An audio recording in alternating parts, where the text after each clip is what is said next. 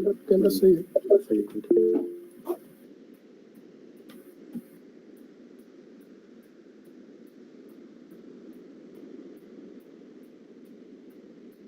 ठीक है, जा रहा है आप। Good morning, all of you. Hello, am I audible to you all? Yes, sir. Yes, sir. Yes, sir. Yes, sir. Yes, sir. Yeah. So I will introduce the speakers of today, and then we will start the further proceedings. So here we are two presenters. If you see, I am Devendra Singh, and with me Professor R.K. Mishra. Both of us are from Department of Electrical Engineering, IIT BHU, and Professor R.K. Mishra has also been head of humanistic departments for 6 years. So he corresponds to the, he can actually relate to this topic of holistic and multidisciplinary education much more. And today's topic is what you see on the on your screen, that is holistic and multidisciplinary education. And we will see what exactly we mean by that and why such education is envisaged in our national education policy, and up to a matter how this can be implemented into our curriculum. What are the ways to implement?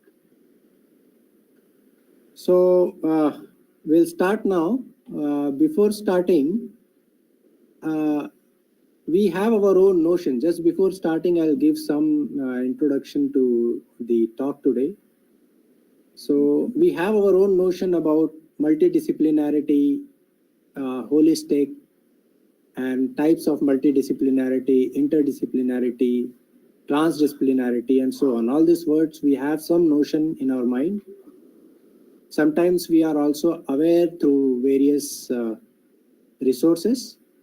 What I will ask you for today is try to keep all those aside and try to listen the things which I am going to say today, so that we are on the same understanding of the things. Okay, so if you have something in your mind and you're trying to listen to this something another, you may not feel very comfortable with it, and therefore I will request you to keep aside whatever you have in your mind and just will go through it, and then we will try to understand each other's point of view.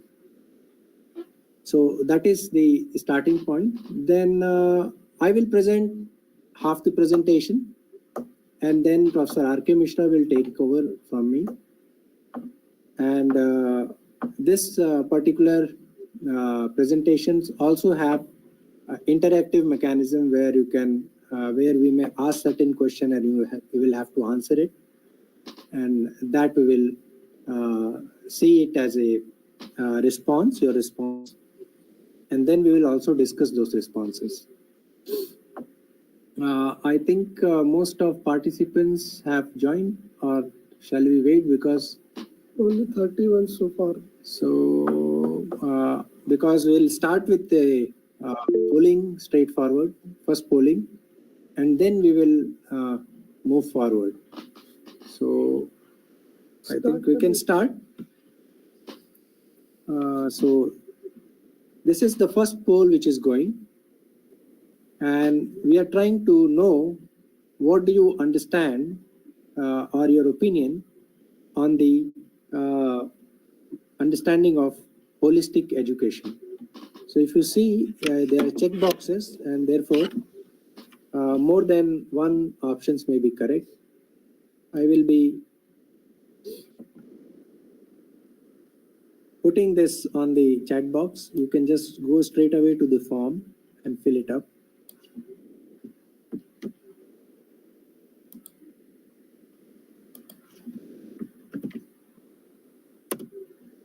So if you see, you have a link over there, and you can, in your chat box, and you can go through this link and try to answer this is the question. You can answer it there. Time is 5 minutes. And we are going only for 5 minutes. So this forms will be accepted only for 5 minutes. Later on, we will collect the responses and then we will discuss them. So I hope you must have got the form with you.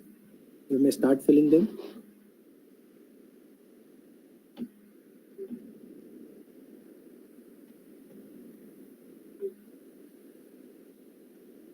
If any one of you is having problem in seeing that form or having some problem with the form, please let me know immediately. You can Yes, sir. How to fill this form, sir? You can just click it. It is a Google form. I have given that in a chat box. Okay. If you see in a chat box, you will get a link. You can click that link and it will go through the Google form. And on that Google form, you can give your ticks on these check boxes. Could you get it, Pratibha ji? Sir, I'm trying. I'm getting into the chat box. 1 second. Please click it.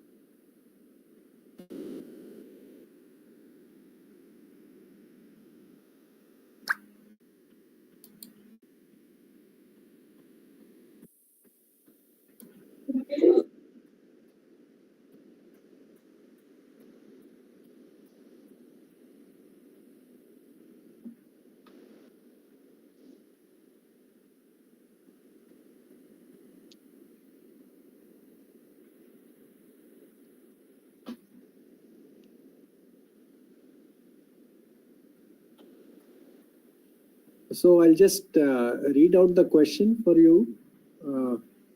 Your opinion, understanding on the holistic education. Study of all the subjects relevant to the course or discipline. This is what you understand. Study of all the subject relevant and irrelevant to the course or discipline.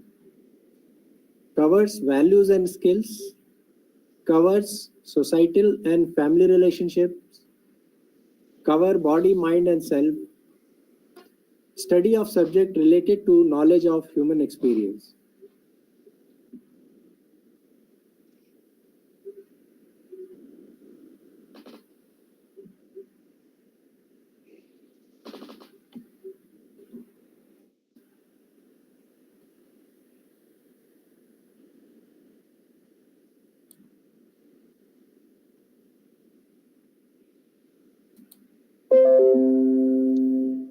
So we have received 23 responses till now, and कितना minute हो गया होगा? So here it was 406. So by that clock it will be 411. Okay, cool. So we'll wait for another 2 minutes. So this is also first time, so many of you would be figuring out what to do and how to do.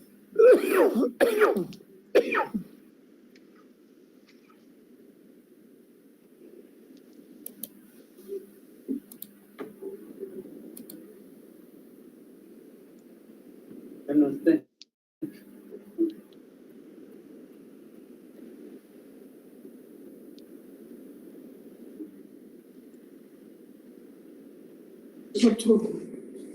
जो खर्चा होगा वापस तो आएगा बात समझ और tension नहीं जो मिल रहा है उसको देखना है ना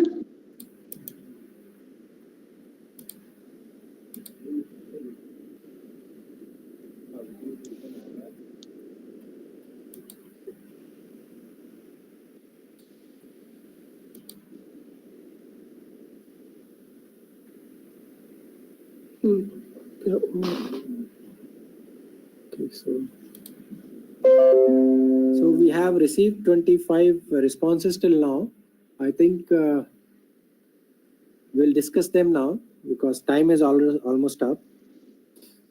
So we are stopping accepting responses. We will not accept any more responses, and now we'll discuss it what it is. So of this group, if we see what it understands, it covers values and skills. That is what the understanding is, that this maximum people understand that holistic education would cover values and skill, and covers body, mind and self. I think that should have been equal because almost same thing. Covers society, family and relationships. Study of subject related to knowledge of human experience, that is 20. Study of all the subject relevant and irrelevant to a course or discipline, 4%. And study of all the subject relevant to the course or discipline. So this is our understanding. One of the interesting thing which we saw here is study of all the subject relevant or irrelevant to a course or discipline has only secured 4%, 15% of the people, or only 4 out of 25. Anyway, so let us move further to understand exactly what do we mean by the various terms like holistic. So what do we mean by holistic exactly is it focuses on whole person instead of specialized or segmented experience. Learning is not separate from all the man experience. That is what it understands to be. And in this kind of education, we understand that teacher to act as a friend and philosopher and guide versus authority or expert on something or of something. Student and teacher work together to a mutual goal, for a mutual goal, and it actually asks for, or it actually supports more of cooperation over competition. So this is what we understand by holistic. Okay, and why this we understand that these things are to be taken, because we feel that students has many facets of living and learning. So what are the facets? If you see a human being, a student is also a human being, so you will find that he is in fact coexistence of body, mind and self. He needs values and skill to lead his life successfully or living his life properly. Then he is an individual himself. He is part of a family, society and part of existence. Then he is also in relation to others. He exists in relation to others, or others relate to him in different ways. For example, these are the various relations you can find as a, you can say, not important, but types of relations possible for a student or a child or a person, that is parent-child, teacher and taught, as a sibling, as friends and colleague, as mother and father, and also as societal relationships. So these are the various facets in which a student or a person lives, and a holistic education must be catering to all these facets of life so that he is ready to live his life to its fullest. So if you go by that definition, then this is one of the quotes, or you can say shlokas, a shlok, which we come across in Kathopanishad, which actually relates the teacher and students in terms of holistic relationship or holistic education. So this I have taken it both between me and you, and as well as a student and a teacher, or a holistic education. So it says that Om Sehna Vavatu Sehnau Munaktu Sehviryam Karvavahe Tejasvina Vadhaitamastu Ma Vidvishavahe Om Shanti Shanti Shanti. And it means that may we both, teacher and the taught, be protected together. May we both be nourished together. May we both grow in knowledge and energy. May our study together be luminous. May we not hate or have discord between us. Om, peace, peace, and peace. So this is one of the things which straightforward relates our scriptures to a holistic education, a holistic teaching, teacher and taught. Before going to further, we'll just define, because we have to also think what multidisciplinarity is. So first we'll define what do we understand by discipline. So at present we are addressing what these things are. First we'll address what these things are, then we'll see why these things are important, and finally we will see how these things can be done. Once we understand properly what and how important it is, then we can definitely find the ways to do it. So what do we mean by discipline? So discipline, if you see, can be defined in various ways. You must have seen or tried to define yourself also. So it can be defined in terms of object of research or object of studies. So every discipline has a specific object of research. So there should be something specific about it. Then only it will be a discipline. For example, it may focus on topics like law, society, or politics. Then object of research may be shared with the other discipline, and each discipline may approach it uniquely. So it doesn't mean that if one discipline studies a particular kind of things, other don't. Same thing can be studied in different ways, but they approach it in different ways. For example, if you take sound as engineering, it's a different matter. We know how the sound can be created, what are the frequencies, how it can be amplified, or whatever, how it can be changed or created. But the same sound is studied in music in a different way. So same subject of study, but the way it is approached is different. So these two disciplines become different even if the object of research is same. Also, it can be put in form of, or it can be defined in form of accumulated specialist knowledge.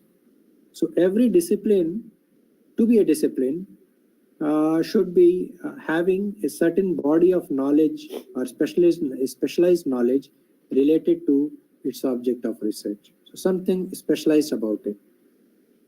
And this knowledge is specific. The knowledge is specific to the discipline, and it is not shared with other fields. So as I told you, here an earlier example, we saw that the object of knowledge is shared, but the knowledge itself is not shared. Music and sound engineering are two different disciplines.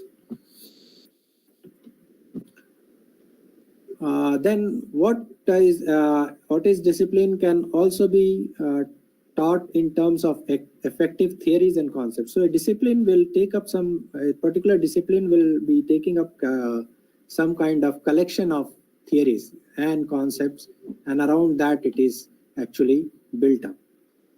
So they have their own developed theories, or they develop theories in that particular area, and they also organize those theories and accumulate that knowledge related to that particular object of research. These frameworks actually help scholars to understand and analyze their subject. So this is why, in fact, the disciplines were developed, so that the scholars could easily understand at least, if not full of the object, at least partly, but in depth. So that is why the disciplines were actually can be seen to be developed. That means the scholars can easily understand and study those things. Each discipline has its own specific terminology. So this is one of the characteristics which defines what you call discipline. It will have its specific terminology, and this facilitates communication between the discipline, within the discipline and the people around in that discipline, and it also distinguishes from other disciplines. You can relate the same example, that is sound engineering and music, again in this context. And what are the various characteristics of discipline? So that we have already seen. One is subject matter should be there. Then method by which it goes, the theoretical framework which it is in.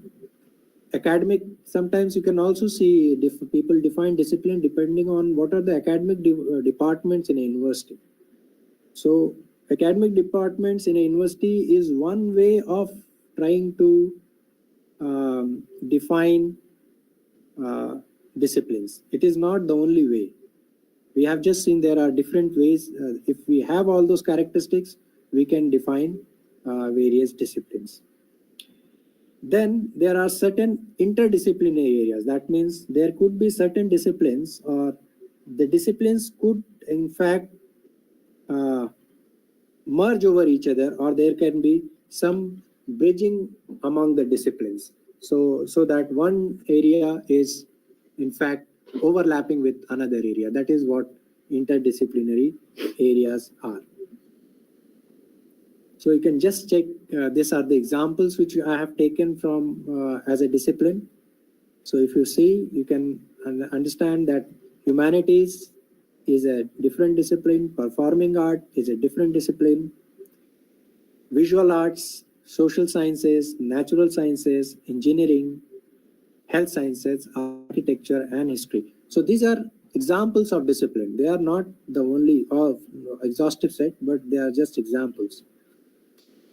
So when we say the discipline, what actually it includes, if you see here, disciplines actually is a very broad term or broad context.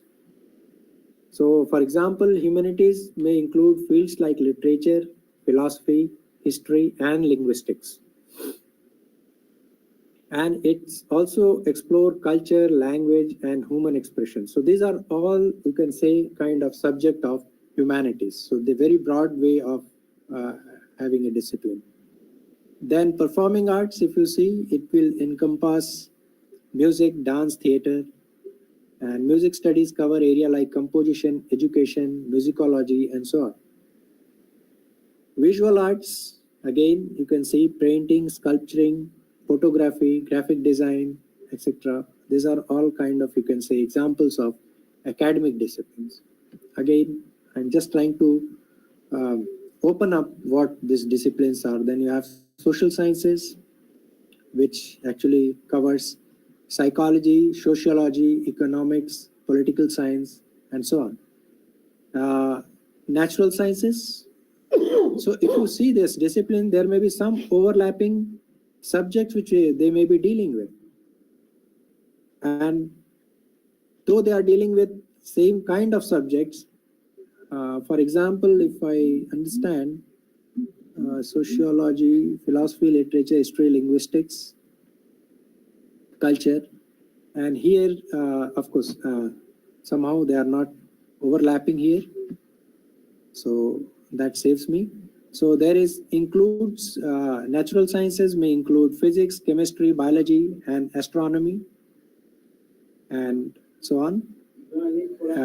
Then engineering focuses on practical applications of scientific principles. So there can be different kind of engineering which we already are aware of: civil, electrical, mechanical, electronics, and so on.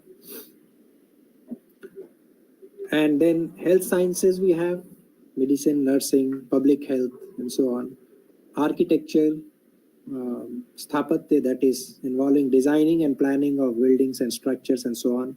So if you see, civil engineering and architecture will study something common, will have some common knowledge among them, but they are two disciplines because of the object of study being same, but the way and the kind of knowledge which they try to acquire are different. Then history, if you see, it is study of past and so on. So this is, if you see, history was also classified as a part of academic discipline in case of, I think, social sciences, if I remember. No, it's not there. Humanities, if I remember, yes. So it's in humanities also. So there are different ways to understand the academic disciplines. So this is about disciplines. Now let us take up a small poll on interdisciplinarity, multidisciplinarity, and transdisciplinarity. So discipline you have understood. Now if I say that, what statements we can make about interdisciplinarity.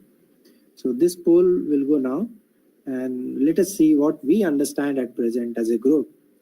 Understand by interdisciplinarity, multidisciplinarity, and transdisciplinarity. I'll just put up this what you call the link in the box, and you may then put up the poll.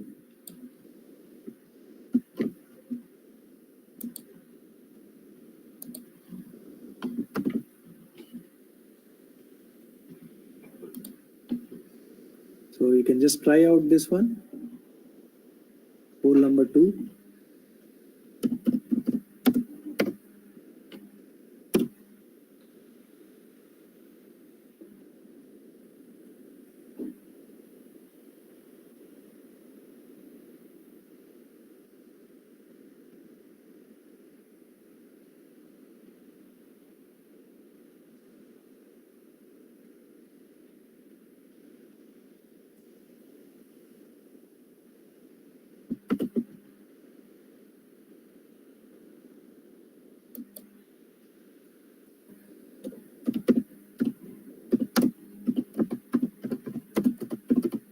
I hope this time you will all be able to now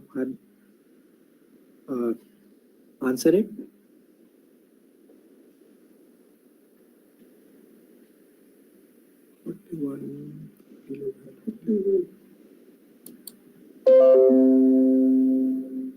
Time is 4:29. 16:27 आ रहा है. यहाँ पे 4:29. Okay. उसी से चलेंगे ना? इससे 4:34. So this poll is open for 5 minutes. You may please poll it, and then we'll discuss that poll.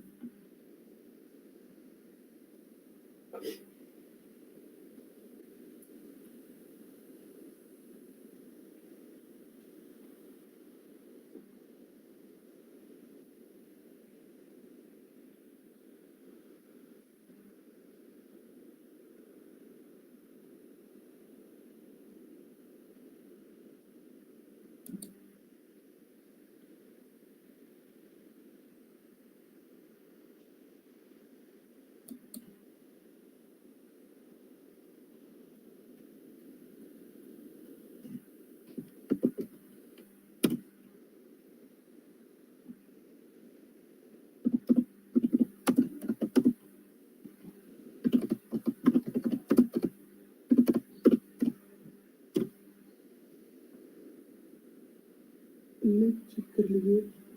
अच्छा, ये चेक करने. पुलिस के जा रहा है ना? बंद कर देना.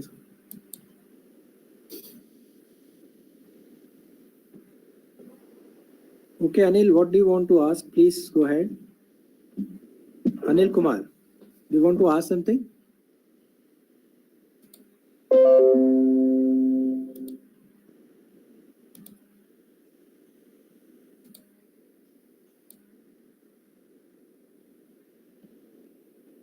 कैसे होगी?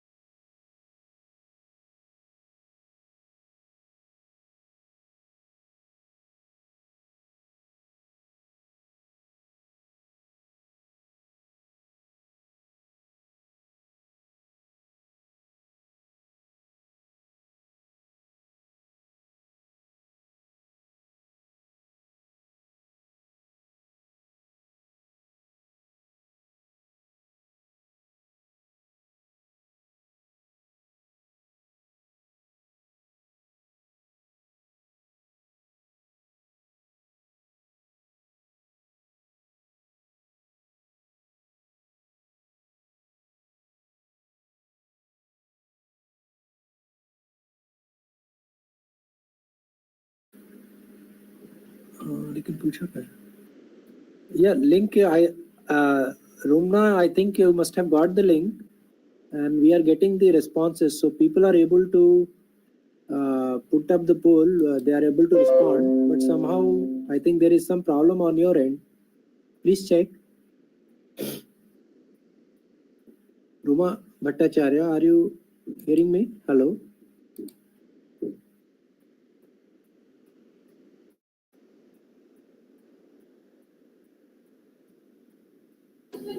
Yes, sir. So could you I get? got the link. Please repeat. I couldn't hear it. Yes, I got the link, sir. And I have responded. Okay. Okay.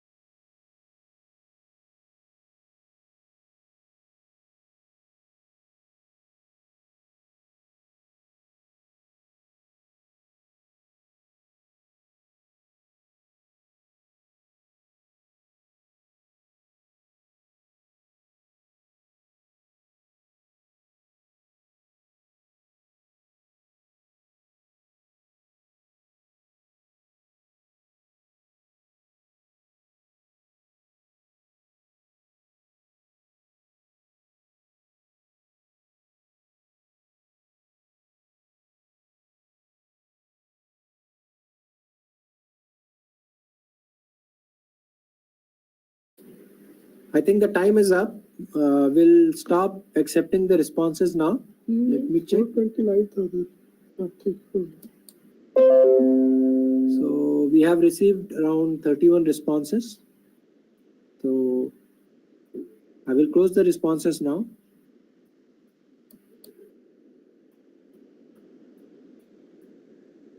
So let us see what kind of response we have. That is what as a group we understand that interdisciplinary, multidisciplinary, and transdisciplinary are. So 20%, the largest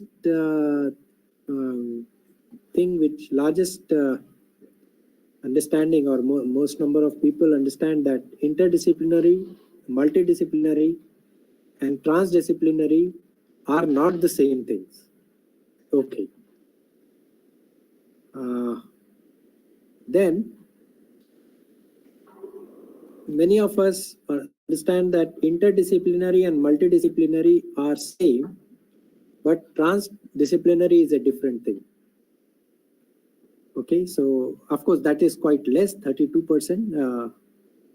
And then there is another group which understand that interdisciplinary and transdisciplinary are same, but multidisciplinary is a different thing. And there is other group which understands that multidisciplinary and transdisciplinary are the same, but interdisciplinary is a different thing. So, and there is also one, the first one, that interdisciplinary, multidisciplinary, and transdisciplinary are more or less the same things. So these are the various things.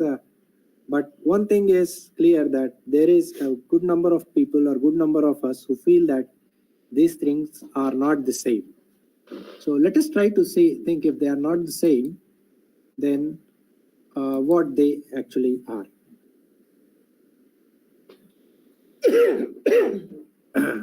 Okay, so based on your understanding of this is one more thing which I am trying to pose your understanding in a different way. The best suited example of interdisciplinary subjects are this. So you have to choose one or more of them may be correct. So math, physics, music, and painting is a group which is giving interdisciplinarity to this group. Math, physics, and environmental engineering is another, this one. Music, dance, painting, and sculpture. Math, painting, environmental engineering, and music. So these are different examples, and let us see in this, what are the terms which you feel, what are the which set or which of the sets are giving you idea of interdisciplinarity.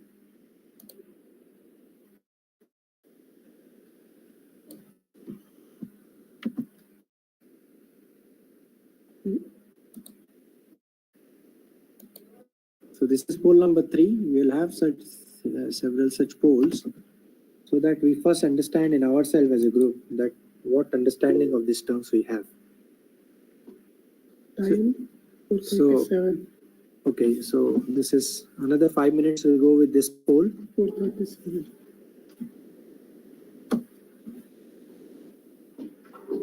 4:38 no? 4:38. So 4:41, 43. 4:43.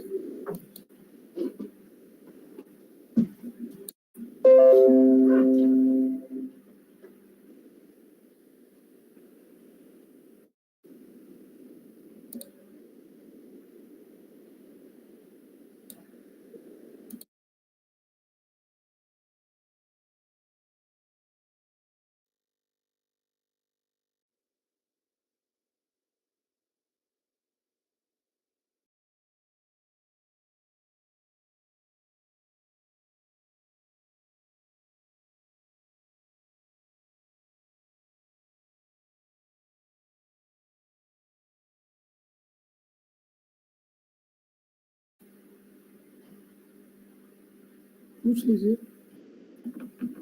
Yes, Anil Kumar and Piyush Verma, you have raised your hands. Yes, sir. Yes, Sir, yes. can you hear me? Ha.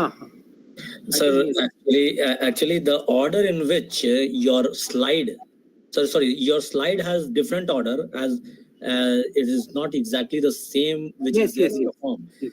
So I was convinced with one answer which was there on your slide, and I took it immediately. No, actually, yes, you're right. That may be the case, because Google will also do its own thing. So please bear with that. But And when I options tried- are all when the I options are same. Okay, sir. But when I tried the second time, it said that you have already recorded your. Okay. So please take care. Please, all of you, please take care. The option you will see may be different. The order may be different, but options are same. Order may be different. Yes, sir. I'm That sorry actually for that. filters by itself. No issue, no issue.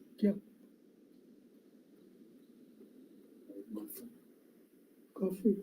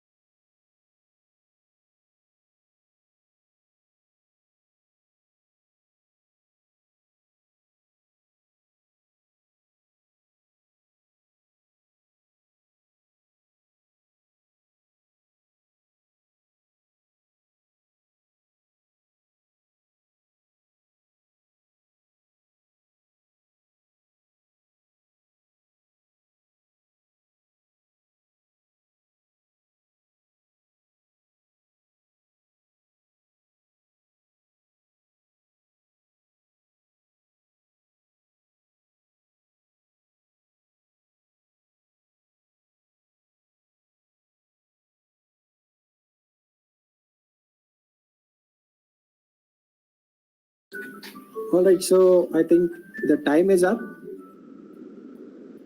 Okay, somebody is asking me, please.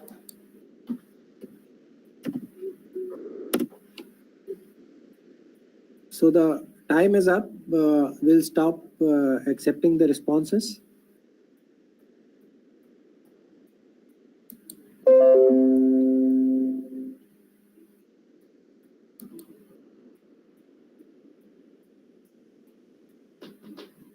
Okay, so this is what our responses are as a group. We find that one is roughly 2 responses are 50%. And for interdisciplinary subjects, we understand that music, dance, painting, and sculpture, most of us understand that more than 50% that this is a what do you call? This is a group which is interdisciplinary. And second, which is highest, we feel is maths, physics, and environmental engineering as an interdisciplinary group. This is what we understand, one set. And few set of people also understand that maths, painting, environmental engineering, and music are interdisciplinary. And maths, physics, music, and painting, a small group understand that it is an interdisciplinary subject.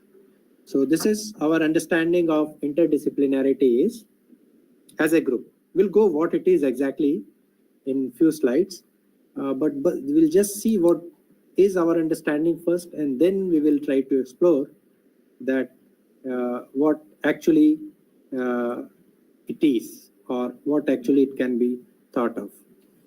So that was our discussion on that. What is interdisciplinarity? This we have done. And now another one. This time we will see what do we mean by multidisciplinary subject. So here also you have the same set of group, and this time we want to see what do we as a group understand multidisciplinarity to be. So I'll just put up this in your, please don't read the options from here, read in your Google Sheet. That will be much more proper than doing it from here.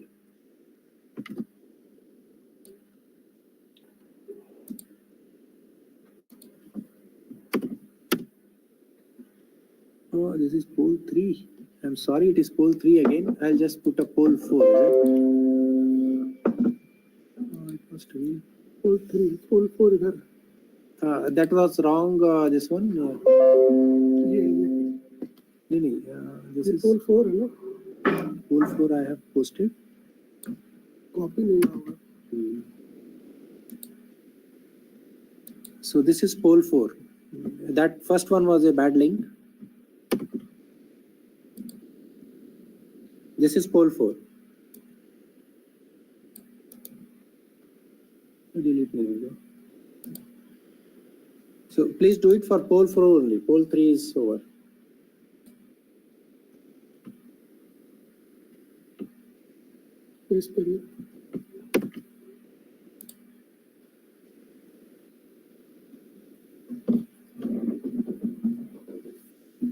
Slide previous.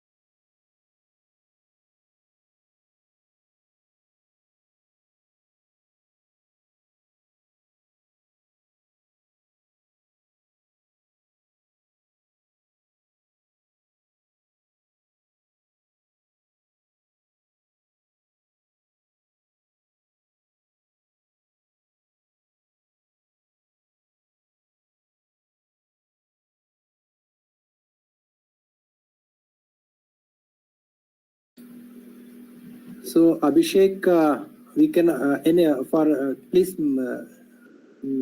see that we cannot send the polls link to the polls once more, because we have already completed the poll and discussed it. So it's closed also. So we won't be having any option that to say that we cannot send you.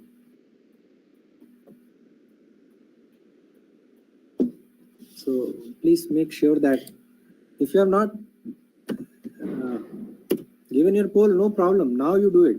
At least start from now. There's no problem if you couldn't get it.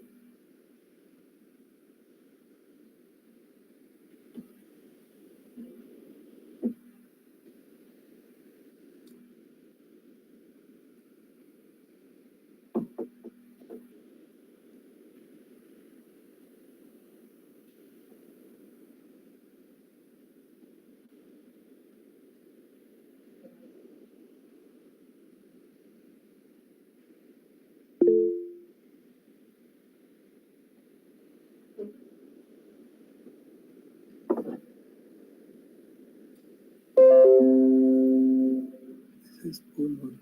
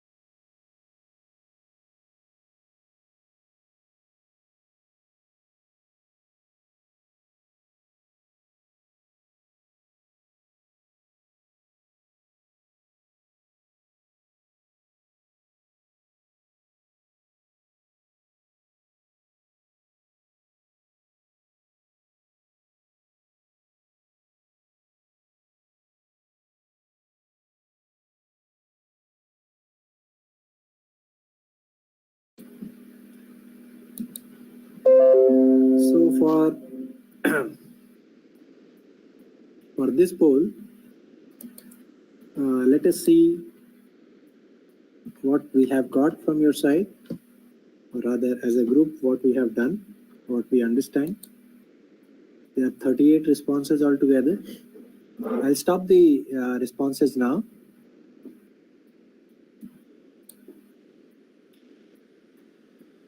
So what does these responses say? Let us see. Mixed responses this time. So for multidisciplinary, maximum number of us feel that maths, painting, environmental engineering and music are multidisciplinary subjects. This group of subjects are multidisciplinary. Similarly, other big group which says that is math, physics, music and painting, they understand to be a multidisciplinary set of subjects. And there are other groups also who assume that or who understand that music, dance, painting and sculpture, also math, physics and environmental engineering are multidisciplinary subjects. So different mixed responses, and that shows our understanding of these words. Let us see once more. One more word is there which we find interesting in literature. I think no. Just give a slide. Okay. Now let us try to see what do we understand by these two words first, that is interdisciplinary and multidisciplinary. So if we look into this word that is interdisciplinary or interdisciplinarity, then we mean that it is knowledge in relation to several established disciplines and their overlapping nature. So related or some relation is there between the disciplines, and there is also some overlap between the disciplines. This relates to connecting and integrating of several schools of thought, professions, or technologies. So when you do interdisciplinarity, what do you get? That is what it tells you, that it's related to integrating of several schools of thought and professions and technologies. Of course, this integration only can happen if they are closely related or there is certain overlap between them. Also concerns the transfer of knowledge and method from one discipline to another. So if you see, when we go for multidisciplinarity, we normally look for or try to see that some knowledge transfer or some methods from one discipline to one other discipline. This transfer of methods of knowledge happens. That means the goal of interdisciplinarity education, or trying to put education as interdisciplinary, is basically utilitarian. That means we want something to happen. Some output is expected from interdisciplinarity. So, for example, if you see physics, mathematics, management, and engineering, this set of subjects are in fact taught together in an engineering discipline, and they are also, if you see, they are overlapping up to an extent. You can draw some overlapping. Of course, not all are overlapping each other, but mathematics, management, and engineering have certain overlapping content. Physics, mathematics, and engineering have some overlapping content, and so on. So there will be always some overlapping content, and going multidisciplinary means you want to have some output by doing multidisciplinarity. Okay, then what do we understand by this? One more term comes that is called transdisciplinarity. What do we understand by transdisciplinary? So there is one end which is interdisciplinary.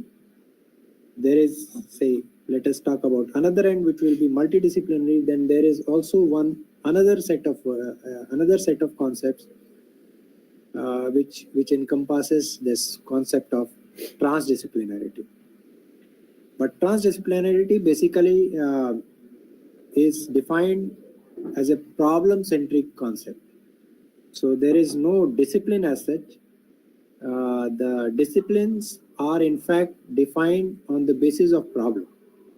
So when the nature of problem itself is under dispute, so we don't know that particular problem is to be put in which discipline, and that problem becomes the central focus, and then we say that all the discipline which actually, or it crosses the boundaries of discipline, and when it does so, then we say that that particular problem or that particular set of disciplines or that particular subject is a transdisciplinary subject, because it is crossing the boundaries of all the known disciplines. It involves collaboration between scholars in different fields and engages even non-academic stakeholders. So if you want to do anything in transdisciplinary, these are few keywords, that it is also taking the into account or engaging non-academic stakeholders. Also, it is problem-centric, and the nature of problem is under dispute. So when these three things you see in a problem, then that kind of discipline becomes a transdisciplinary thing. Then it is again a goal-oriented. So goal-oriented means what? It is again a utilitarian concept. That means we do transdisciplinary research or studies to gain something in form of utilitarian things. That is a goal-oriented. All kind of knowledge to be solved. So that is how transdisciplinarity is understood. Then if we see the example here I have taken is environmental studies. So if you see environmental studies, it will cross all boundary of sciences, engineering, policy making, and so on and so forth. So you will find that there are so many things which are involved in environmental studies. Similarly, AI, if you want to study AI, not only the engineering part of it, sciences part of it, computing part of it, but also policy decisions, what cases of AI we allow, where we don't allow, it becomes a policy matter, or the non-academic stakeholders come into play. How much of AI we can allow. Similarly, bioinformatics crosses several disciplines. But often whenever we talk about this transdisciplinary, we see that what our experience is, that whenever we try to study transdisciplinary subject, it ultimately becomes interdisciplinary. Because if you try to study environmental study in chemistry or chemical engineering, it takes a form of interdisciplinary subject. The same subject, if you want to study in civil engineering, it again becomes interdisciplinary with respect to that. So environmental studies in itself is a transdisciplinary subject, but when it is studied under some department or some discipline, that becomes a interdisciplinary subject. So many times we often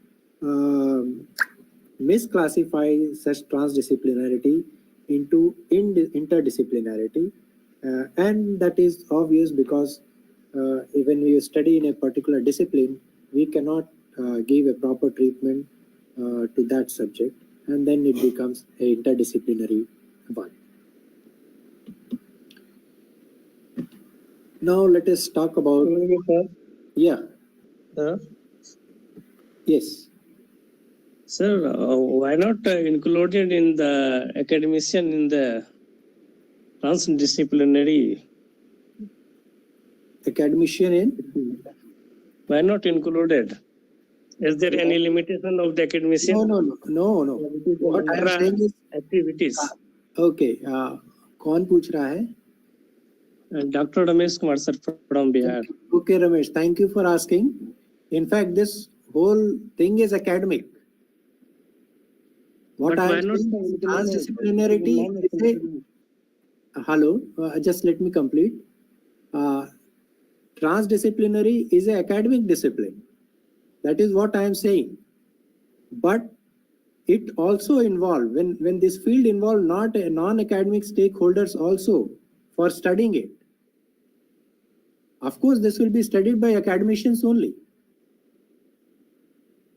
Are you getting my point here? Hello? Yes, sir. Yes, sir.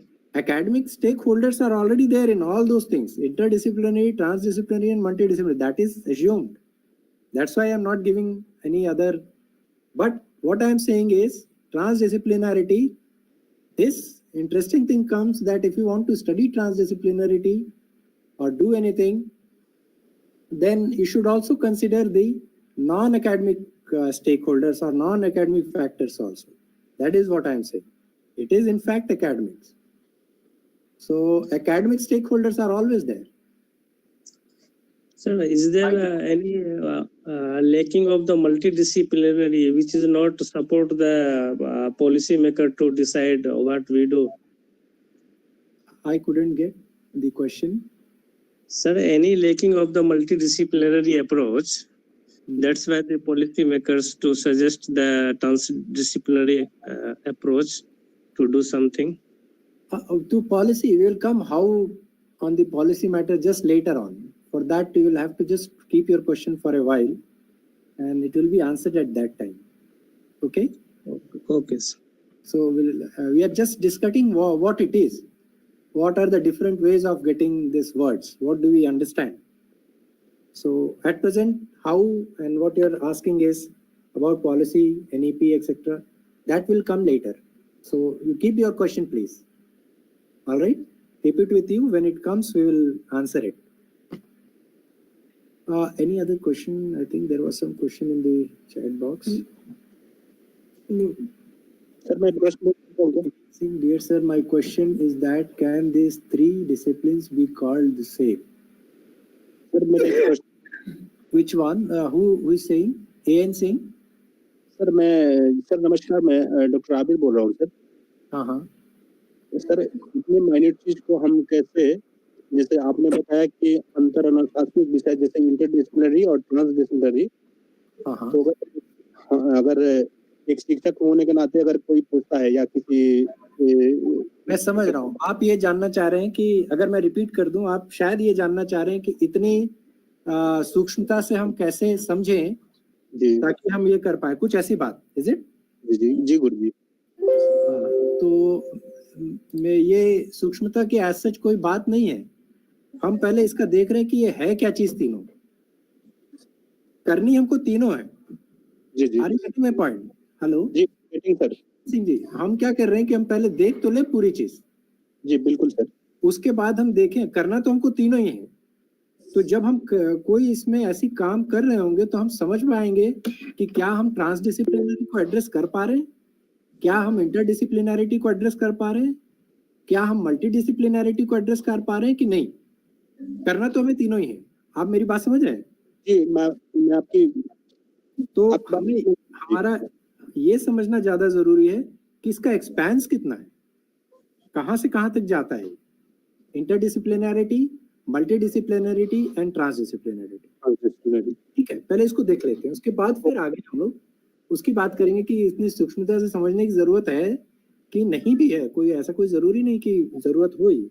जी सबसे मेरा प्रश्न है कि आखिर इसको अंतर कैसे करेंगे सबसे, अगर तीनों में अगर, जी इसी ठीक है, अभी आएगा, अभी बताएं। इसके आगे है कुछ है मैटर जिससे शायद आप कुछ अंतर कुछ हद तक कर पाए। ठीक है ना, अभी और आगे मैटर हम लोग देख लेते हैं, उसके बाद आप देखेंगे। सिंह जी ने हाथ उठाया हुआ है। सिंह से बात हो रही थी। जी sir, good evening. Actually sir मैं ये जानना चाहता तीनों में एग्जैक्ट डिफरेंस क्या है, किनको हम सिमिलर है या एग्जैक्ट क्या डिफरेंस है कि जिसपे हम ये कह सकते हैं तीनों डिसिप्लिन डिफरेंस है या सेम है sir. Actually this is my question. बस अब मल्टी डिसिप्लिनरी हो रहे, फिर हम तीनों का आपको कंपैरेटिव दिखाएंगे। Okay thank you so much sir.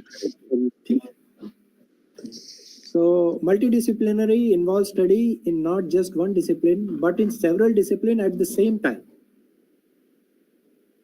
Incorporate the perspective of several disciplines. So discipline ही अलग है यहाँ पर. They are not overlapping. They may not be overlapping. And it is multidisciplinarity is a scholarly pursuit but not a utilitarian perspective. तो जब भी हम multidisciplinary की बात करते हैं तो हम स्कॉलरशिप की बात करते हैं, विद्यार्थी होने की बात करते हैं या विद्वता की बात करते हैं। उसका यूटिलिटेरियन पर्सपेक्टिव नहीं होता है। क्यों ऐसा कर रहे हैं? मल्टीडिसिप्लिनरिटी जब हम पढ़ेंगे या समझेंगे तो हमें ये समझ लेना होगा कि इसका कोई यूटिलिटेरियन या कोई फायदा नहीं देख के पढ़ेंगे।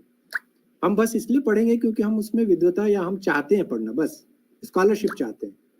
बाकी दोनों में एक कॉमन फीचर ये है कि दोनों यूटिलिटेरियन है, दोनों का हम आउटपुट कुछ समझ के ला रहे हैं, तभी उसको साथ में मिला रहे हैं। मल्टीडिसिप्लिनरी जब आएगा तो इसका मतलब ये है कि उसका आपस में जो सब्जेक्ट है उनका कोई यूटिलिटेरियन एस्पेक्ट हो ही नहीं, ऐसा भी है। तो let us see what is the discipline and actually try to do it. Please remember all this three words explanation है, comment. Mean on interest basis. Yes Amita ji, scholarship मतलब सिर्फ इंटरेस्ट है इसलिए हम पढ़ते हैं मल्टीडिसिप्लिनरी, उसका कोई यूटिलिटेरियन एस्पेक्ट होना जरूरी नहीं। फॉर एग्जांपल एक आर्ट्स का लड़का मन करता है कि बहुत साल फिजिक्स पढ़ने का मन कर रहा है, बहुत लोग फिजिक्स करते हैं, हम भी पढ़ के देखें, लेकिन उसने 12वीं तक फिजिक्स पढ़ी ही नहीं, लेकिन मन तो करता ही है। अगर उसका मन कर गया तो अब उसके पीछे कोई यूटिलिटेरियन कारण होना जरूरी नहीं है, मन कर गया उसका फिजिक्स पढ़ने का। इस तरह से ये टेबल आप देख लीजिए, just go through this table and I have tried to find the differences in these three things. एक चीज आप और समझ लें कि ये मेरा अपना क्लासिफिकेशन है और लोगों का क्लासिफिकेशन अलग भी हो सकता है, बट मामला सिर्फ क्लासिफिकेशन का नहीं है. हमें देखना ये है कि इसकी जो एक्सपेंस है तीनों की, वो हम कैसे कवर कर रहे हैं. सो इंटरडिसिप्लिनरीली अगर आप देखेंगे तो it relates to established discipline. Already disciplines हैं. Secondly, they have overlapping nature. Integrating and connection of disciplines. So आपस में वो इंटीग्रेट हो सकते हैं और वो कनेक्टेड भी हैं. इंटरडिसिप्लिनैरिटी की बात कर रहा हूँ. And we expect transfer of knowledge and methods from one discipline to another. For what purpose? Why this to be done? The purpose is totally utilitarian. इससे हमें कुछ फायदा होने जा रहा है. अगर ये सारी चीजें हो रही हैं तो हम इस पार्ट को कहेंगे, अगर ऐसा कुछ हमने सब्जेक्ट रखा है सेट, तो हम उसे इंटरडिसिप्लिनरी ही कहेंगे. अब मल्टीडिसिप्लिनरी में आ जाइए. The disciplines are not related to each other. पहली जगह यहीं पर, उसमें कोई ओवरलैपिंग नहीं होगी. तीसरा चीज, it is not for integrating or making sub connection. It is totally a scholarly pursuit. तीसरा, नॉन यूटिलिटेरियन है. उसमें ये बात मैं ऑलरेडी बोल चुका हूँ, उसका कोई फायदा होगा ऐसा मान के नहीं मल्टीडिसिप्लिनरी पढ़ा जाता है. ये दोनों एंड्स है. तीसरा एक अलग निकल के आता है, वो ट्रांसडिसिप्लिनरी है. ये प्रॉब्लम सेंट्रिक होगा. इसमें हम किसी डिसिप्लिन में नहीं जाएंगे, वो प्रॉब्लम अपने आप में अलग किस्म की होगी. For example, physics and chemistry can be interdisciplinary, but chemistry is already established, physics is also established. Transdisciplinary, environment. Suppose I want to say environmental studies, न ये फिजिक्स में स्टैंड करता है, न केमिस्ट्री में, न किसी इंजीनियरिंग में. ये सब प्रॉब्लम अपने आप में अलग है और इसके लिए हम सब्जेक्ट इकट्ठा कर रहे हैं. तो इस तरह से आपको जब देखेंगे तो आपको ट्रांसडिसिप्लिनरी समझ में आएगा. तो इसमें ओवरलैपिंग सब्जेक्ट की वजह से ये सब्जेक्ट नहीं आया है, क्योंकि ये प्रॉब्लम है, इसीलिए हमने इससे रिलेटेड सब्जेक्ट को एक साथ किया है. और apart from subject, if you want to really do transdisciplinary, we will also look into the policy matters of the things, non-academic players also. So ये कोशिश की हमने तीनों के बीच में डिफरेंसेस दिखाने की, और ये तीनों के बीच में डिफरेंसेस भी दिखाता है और ये भी बताता है कि किसी पढ़ाई में, एक होलिस्टिक स्टडी में, डिसिप्लिन के मामले में, from where to where one can go, what is the expanse? Expanse is huge. Quite huge. Related subject पढ़ने से लेकर एक प्रॉब्लम को सॉल्व करना, और उसके लिए जितनी सब्जेक्ट की जरूरत है उतना पढ़ना. और तीसरा, different kind of non related disciplines को जस्ट इसलिए पढ़ना कि उन्हें अच्छा लगता है, स्कॉलरली परसूट है. हाँ बोलिए सिंह जी. सर मैं मेरे मन में कुछ जिज्ञासा है सर, पूछ सकता हूँ? हाँ हाँ जरूर जरूर, क्यों नहीं.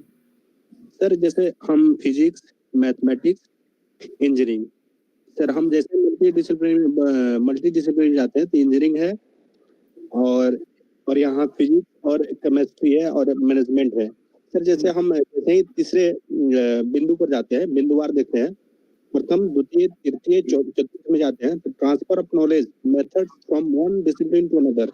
जैसे ही मल्टी डिसिप्लिन में जाते हैं तो नीचे वाले हम वैल्यूज एंड एथिक्स और हिस्ट्री और म्यूजिक में ये सारे जाते हैं. तो मुझे सर मेरे मन में सर एक एम्बिग्यूटी है, मतलब कैसे इसको अंतर कैसे करें सर, मतलब क्योंकि हम तो इंटरडिसिप्लिनरी, हम विभिन्न, हम जैसे ही दूसरे सब्जेक्ट को पढ़ रहे हैं तो हमारा कहीं ना कहीं एक शोधार्थी या विद्यार्थी या किसी की मन में जिज्ञासा होती है, हम दूसरे ज्ञान अनुशासन को परसीव करें या जानने, उसको समझने की कोशिश करते हैं. तो सर मुझे थोड़ा सा अगर आपका मार्गदर्शन चाहिए, थोड़ा सा मुझे सर. नहीं, क्या किस चीज में, मतलब ये आप ये जानना चाहते हैं कि क्यों करें, ये जानना थोड़ा सा कर पाए सर, जिसे हम अगर कोई मुझसे अगर कोई पूछे तो आपको हाँ। मार्गदर्शन कर सकता है सर। जैसे आप इंटरडिसिप्लिनरी में देख रहे हैं ना, physics, mathematics, management and engineering, ये एग्जांपल हमने लिया है। जी और उसके ऊपर देखिए, ये जो 4-5 चीजें लिखी हैं, ये चारों के ग्रुप में आपको दिखाई देगी। हाँ सर, मैं वही कह रहा हूँ सर, जैसे आपका चतुर्थ बिंदु में लिखा है ना सर बिंदुवार अगर देखते हैं, ट्रांसफर ऑफ नॉलेज हाँ हाँ करके है, method from one discipline to another. हाँ, ठीक है सर। तो अगर मान लीजिए मेरी जिज्ञासा, मैं जनसंचार का विद्यार्थी हूँ, मुझे अगर हिस्ट्री पढ़ने की अगर या वुमेन्स स्टडीज पढ़ने की या हिंदी पढ़ने की, तो हम जैसे ही दूसरे डिसिप्लिन या हिस्ट्री पढ़ने की आवश्यकता है, तो हम मल्टी डिसिप्लिन चले, या एक ज्ञान से दूसरे ज्ञान में हम चले जाए, दूसरे अनुशासन में चले जा रहे हैं। हाँ। तो सर ये इंटरडिसिप्लिनरी और मल्टी डिसिप्लिनरी मतलब कहने का क्या तात्पर्य है सर? मतलब मल्टी डिसिप्लिनरी हम तब कह रहे हैं जब सब्जेक्ट्स के बीच में कोई ओवरलैप नहीं है। फॉर एग्जाम्पल, आप म्यूजिक पढ़ रहे हैं, स्कल्पचर पढ़ रहे हैं जी। आप मान लीजिए इंजीनियरिंग में हैं, आप अभी किस में हैं, मतलब किसके टीचर हैं? सर मैं मास कम्युनिकेशन का टीचर हूँ सर। आप मास कम्युनिकेशन के टीचर हैं, और मान लीजिए कि आप चाहते हैं कि हम म्यूजिक पढ़ें जी। या हम हिस्ट्री तो आप लोग में काफी कॉमन वो है सब्जेक्ट। आप मान लीजिए चाहते हैं कि हम फिजिक्स पढ़ें। आपके लिए मास कम्युनिकेशन में फिजिक्स पढ़ना एक तरह से मल्टी डिसिप्लिनरिटी होगी। अच्छा। क्योंकि आप फिजिक्स इसलिए नहीं पढ़ रहे हैं कि उस मास कम्युनिकेशन में कुछ आप रिलेट कर पाएंगे और उधर का आइडिया इधर ले आएंगे या इधर का उधर ले आएंगे। आप फिजिक्स क्यों पढ़ सकते हैं? सिर्फ इसलिए कि आपका इंटरेस्ट है, बस। मेरी बात समझ रहे हैं? जी मैं जी बिल्कुल सर। तो इसका मतलब ये होगा, जब आप इस तरह से करते हैं, इस तरह से अपने सब्जेक्ट्स को चुनते हैं, इस तरह से पढ़ाई को चुनते हैं कि मैं मास कम्युनिकेशन का हूं बट मैं चाहता हूं फिजिक्स पढूं या फिजिक्स का कोई सब्जेक्ट पढूं, तो अब इसमें कोई आपस में मास कम्युनिकेशन से उसका कोई लेना देना नहीं है। आप सिर्फ इसलिए पढ़ना चाहते हैं कि आपका मन करता है, कि स्कॉलरली मूड है आपका, स्कॉलरली परसुट। तो उसमें कोई यूटिलिटेरियन वैल्यू एज सच नहीं है। यूटिलिटेरियन मतलब उससे कुछ मिलने वाला है म्यूजिक आपके मास कम्युनिकेशन को, या मास कम्युनिकेशन को फिजिक्स को मास कम्युनिकेशन से कुछ मिलने वाला है, दोनों ही केस नहीं। इस तरह से जब आप चुनाव करेंगे सब्जेक्ट्स का, तो हम कहेंगे कि आपने मल्टी डिसिप्लिनरी चुनाव, आपका चुनाव मल्टी डिसिप्लिनरी है। ठीक है ना? और अगर आप मान लीजिए मास कम्युनिकेशन किया और मास कम्युनिकेशन के बारे में ज्यादा जानता नहीं, मान लीजिए कि मास कम्युनिकेशन के साथ आपने कुछ हिस्ट्री ले लिया, हिस्ट्री रिलेटेड है मेरे ख्याल से मास कम्युनिकेशन से कुछ हद तक, या रादर लिंग्विस्टिक्स रिलेटेड हो सकता है, क्योंकि मैं बहुत क्लियरली नहीं जानता हूँ। लैंग्वेज या लिटरेचर हो सकता है। Computational linguistics sir. हाँ, क्या बोल रहे हैं सर? सीएल सर जो बता रहे हैं, कंप्यूटेशनल लिंग्विस्टिक्स भाषा। मान लीजिए कंप्यूटेशनल, अब जैसे ही आप कंप्यूटेशनल लिंग्विस्टिक की बात करेंगे, मामला बदल जाएगा। आप लिंग्विस्टिक के टीचर हैं, लिंग्विस्टिक बिल्कुल आर्ट्स का सब्जेक्ट है, ठीक है ना? और जैसे ही आप कंप्यूटिंग लिंग्विस्टिक कहेंगे, ठीक है ना, लिंग्विस्टिक कंप्यूटिंग कहेंगे, तो ये बिल्कुल साइंसेस का सब्जेक्ट है, बट इसको हम मल्टी डिसिप्लिनरी नहीं कह सकते। क्यों नहीं कह सकते, आप बता सकेंगे? सर चूंकि ये स्पेसिफिक है सर, मतलब सेंट्रिक है सर, क्योंकि उसमें आप नई तकनीक, आप इसको इसलिए पढ़ रहे हैं क्योंकि इसका एक यूटिलिटेरियन एंड है जी। यूटिलिटेरियन मीन्स आप जब मास कम्युनिकेशन के साथ इस पर्टिकुलर सब्जेक्ट की जो बात कर रहे थे, लिंग्विस्टिक की, या लिंग्विस्टिक्स के साथ लिंग्विस्टिक कंप्यूटिंग की बात कर रहे हैं, ये दोनों जब पढ़ रहे हैं तो आप देखेंगे कि ये आप एक ओवरलैप की वजह से पढ़ना चाह रहे हैं। तो यहाँ पर ये मल्टी डिसिप्लिनरी नहीं हुए दोनों सब्जेक्ट, दोनों इंटरडिसिप्लिनरी हुए। आप समझ रहे हैं मेरी बात को? जी समझ रहा हूँ सर। कहने का मतलब सर, जो कुछ ऐसे विषय हैं जिसको हम सेंट्रिक आधार पर ज्ञान संवर्धन हेतु उसको अगर उससे जुड़ा हुआ है, उससे हम पढ़ते हैं, तो वो इंटरडिसिप्लिनरी में। लेकिन जैसे अगर जिज्ञासावश अपने कौतूहल को मतलब शांत करने के लिए या ज्ञान संवर्धन हेतु, तो डिसिप्लिनरी चला जाएगा, मल्टी डिसिप्लिनरी हो जाता है वही सब्जेक्ट। सही कह रहा हूँ सर? हाँ बिल्कुल बिल्कुल। थैंक यू गुरु जी। अनिल कुमार का तो अनिल कुमार ही पूछ रहे थे ना अभी जो मैंने। सर मेरा एक सवाल है। हनुमान प्रसाद गुप्ता नाम है मेरा, बसंता कॉलेज असिस्टेंट प्रोफेसर। हाँ हाँ सर मेरा एक सामान्य सा सवाल है कि सर जैसे हमारे यहाँ बीए चलता है, बीकॉम चलता है, अभी तो ऐसे चल रहे हैं, लेकिन कोई बच्चा, जैसे मैं म्यूजिक का वो प्रोफेसर हूँ, तो कोई बच्चा म्यूजिक लेता है और कॉमर्स लेता है, तो वो किस कैटेगरी के अंतर्गत आएगा? बीकॉम कहा जाएगा, बीए कहा जाएगा? अच्छा आप ये जानना चाहते हैं? अच्छा वो एनईपी में सर तो ऐसा ही अभी इस साल से हाँ, लागू होने वाला है हमारे यहाँ। बिल्कुल बिल्कुल आप सही कह रहे हैं, और इसीलिए सारी कवायद चल रही है जो जी सेंसिटाइजेशन जी जी सर, जी सारी सर। कवायद इसीलिए चल रही है कि ये ऐसा हम सोच रहे हैं, या एज ए सोसाइटी हम लोग ऐसा सोच रहे हैं कि ऐसा हो। तो आप कहना चाह रहे हैं कि उसको डिग्री कौन सी देंगे, ये ना? जी सर, सामान्य सा सवाल है सर, मेरे मन में जिज्ञासा थी इसलिए। सवाल सामान्य नहीं है, सवाल अच्छा है, और इस पे हम लोग आगे आएंगे, अभी आगे आएंगे इस पे।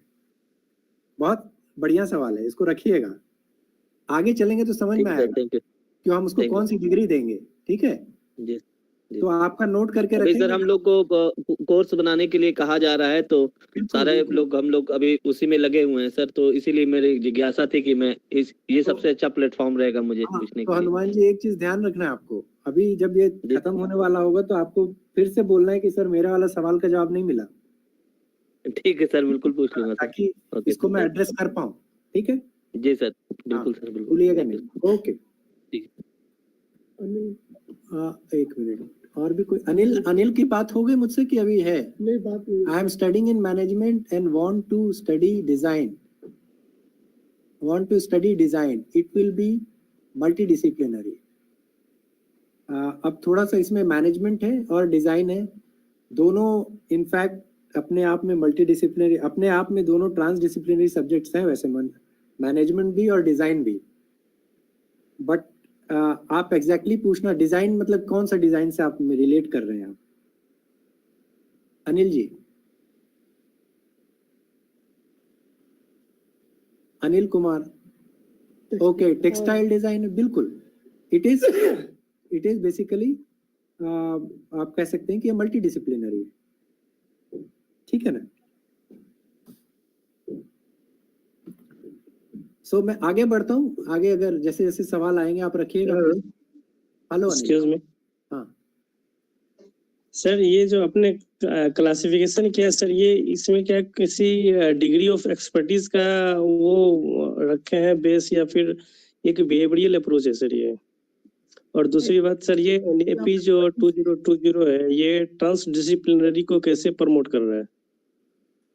अच्छा, नहीं अभी देखिए, अभी हम लोग पॉलिसी पे आए नहीं है। ट्रांसडिसिप्लिनरी को प्रमोट कर रहा है कितना, वो तो देखना पड़ेगा, आगे चलेंगे तो देखेंगे इसमें क्या मीनिंग है। पहले इन शब्दों को ठीक से हम लोग समझ लें, उसके बाद आगे चलेंगे, आगे भी बहुत कुछ है।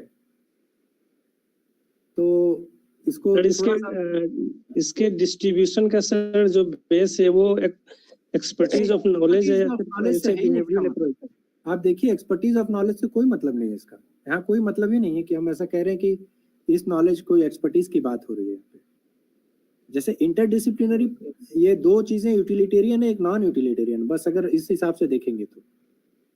बाकी और ऐसा कुछ दिख नहीं रहा है कि आदमी से रिलेट करता है कि वो एक्सपर्ट होगा तो इंटरडिसिप्लिनरिटी उसमें होगी, या एक्सपर्ट नहीं होगा तो मल्टीडिसिप्लिनरी होगा, ऐसा नहीं है। Okay sir. तो चलिए अब आप लोग कुछ करिए थोड़ी देर।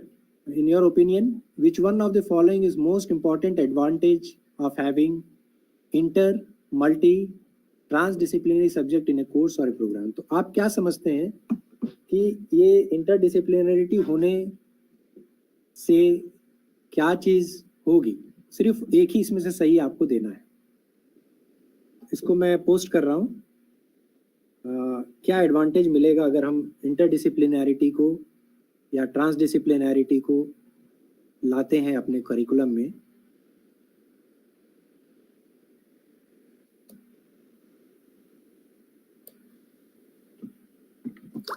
इसको मैं, दिस इज 5, अच्छा, इसको आप लोग ट्राई करिए कि आप लोग इससे क्या समझते हैं, क्या मेजर है। सारे एडवांटेजेस ठीक है, बट आपके हिसाब से कौन सा एडवांटेज सबसे ज्यादा है, ये जानना चाह रहे हैं।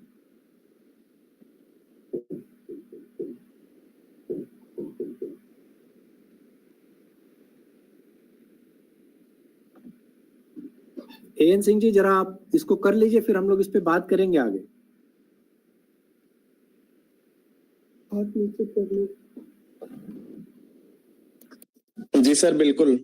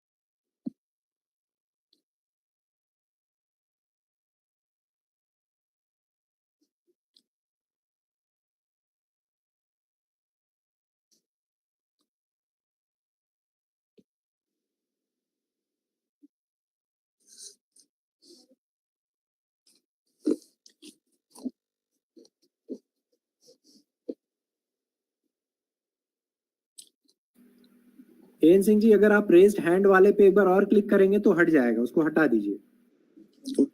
जी सर, मैं thank you so much sir. फिर बात करेंगे।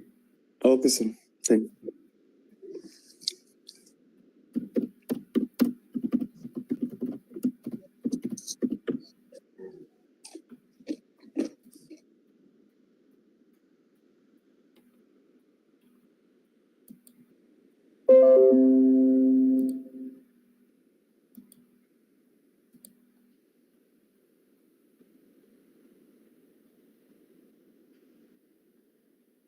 आप लोग अपने गूगल फॉर्म में पढ़िएगा, ये चेंज होंगे आपके, इसमें अलग ऑर्डर में होंगे।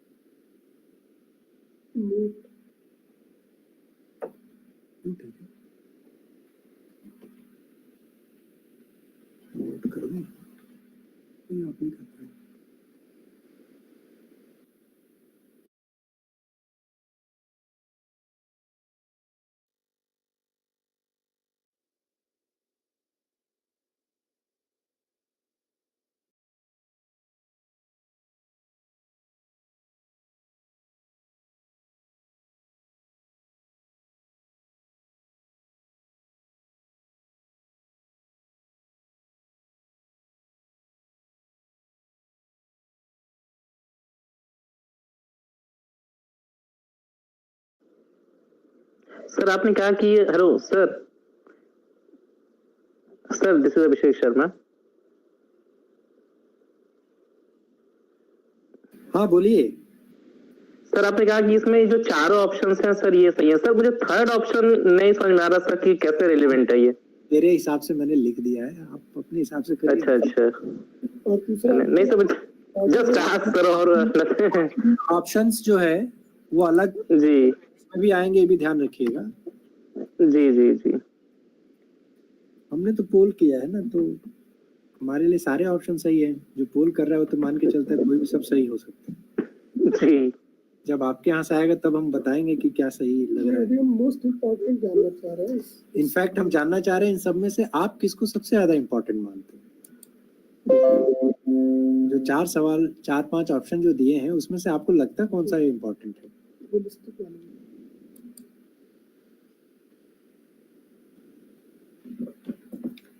तीसरा वाला जो आप बोल रहे हैं, improve the understanding and earning for courses of main programme, ये ना? जी जी जी जी ठीक ठीक।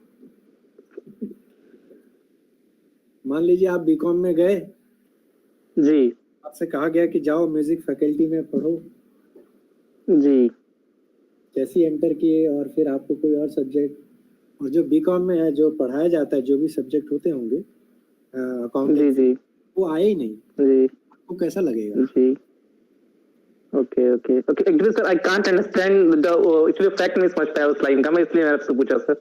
अच्छा अच्छा, उसका मतलब ये आपको लगेगा कि यार पढ़ने को कब मिलेगा ये, अच्छा okay sir okay okay sir कब मिलेगा, तो आपकी प्यास उसके लिए बढ़ेगी। अर्निंग का मतलब ओके सर ओके वो होगा। हाँ जब वो बढ़ेगी तो आपकी अंडरस्टैंडिंग भी उसके लिए तैयार रहेंगे आप। ओके सर ओके फाइन आपकी चाहना बढ़ जाएगी उसके लिए। जी तो एटलीस्ट बाइलिंगुअल कर देना चाहिए। बाइलिंगुअल हम लोग तो कर ही दे रहे हैं। हाँ हम बोल रहे हैं पर उसमें आप लोग हिंदी या अंग्रेजी दोनों में पूछ सकते हैं, बट मैं हिंदी में पूछा जाएगा तो हिंदी में जवाब दे दूंगा, इंग्लिश में होगा तो इंग्लिश में दे दूंगा। नहीं मैं स्लाइड्स की बात कर रहा हूँ। स्लाइड्स को भी बाइलिंगुअल बना सकते हाँ, एटलीस्ट बाइलिंगुअल। और लैंग्वेजेस पर नहीं डाल पाएंगे। किसी ने रेज, सौरभ आप कुछ पूछना चाह रहे हैं क्या? हाँ सर मैं बीएड का स्टूडेंट हूँ।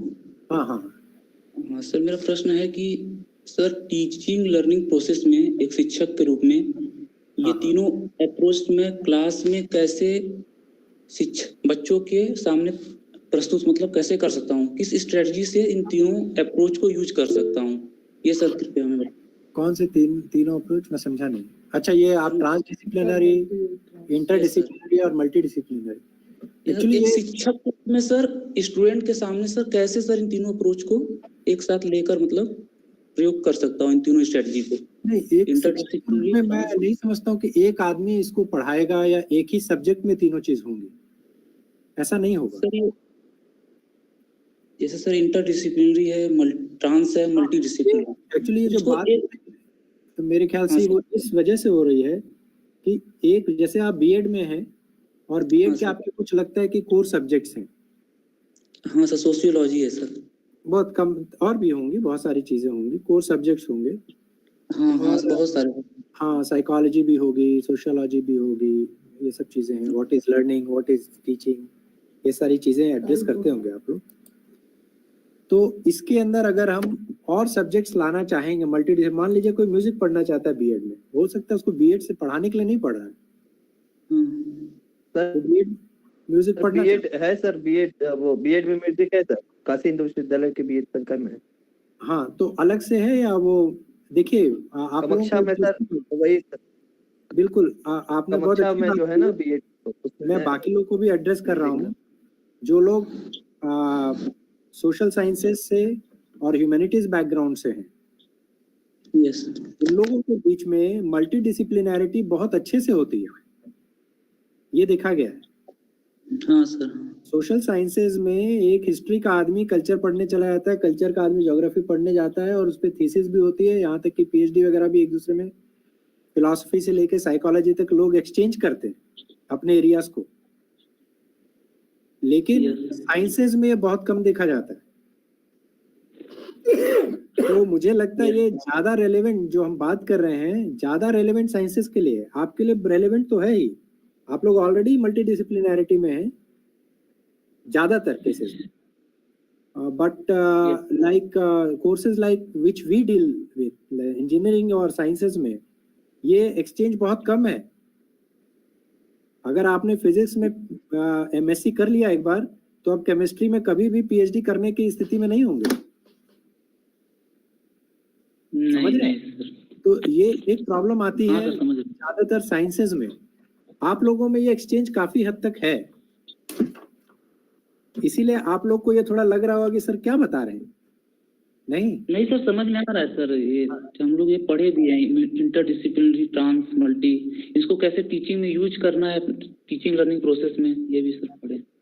अच्छा, नहीं हम तो ये नहीं जानते कि इसको कैसे प्रोसेस में यूज करेंगे, बट मतलब ये इस तरह के सब्जेक्ट्स हम चूज करते हैं अपने कोर्सेज में ताकि ये चीजें इनका फायदा मिले।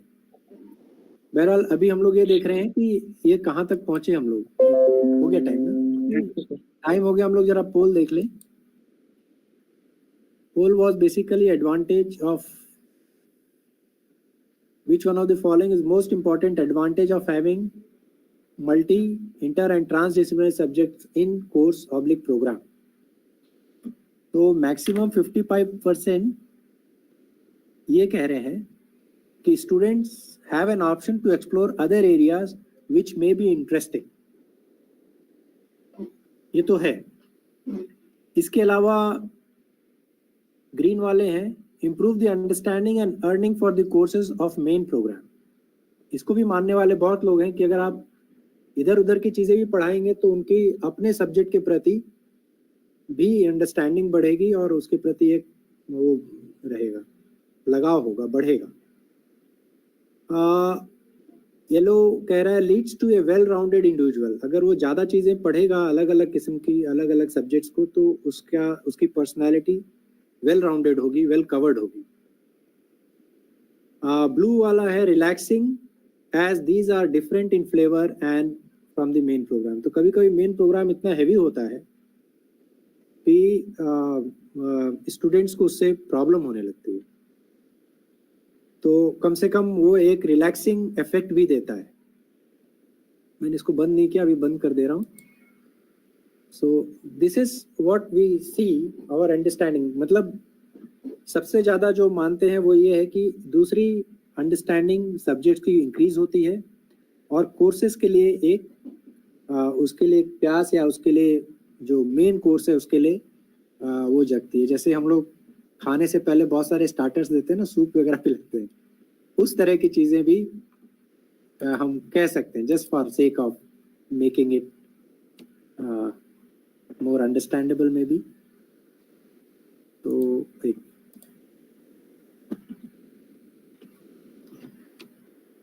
now अभी हमने बात की थी, पहले हम लोग ने ये देख लिया कि why it is important। ये आप लोग ने ऑलरेडी एक जो अंडरस्टैंडिंग है वो हम लोग ने देख लिया कि क्या है हमारे बीच, क्यों होने चाहिए इंटरडिसिप्लिनरी और ट्रांसडिसिप्लिनरी और मल्टीडिसिप्लिनरी।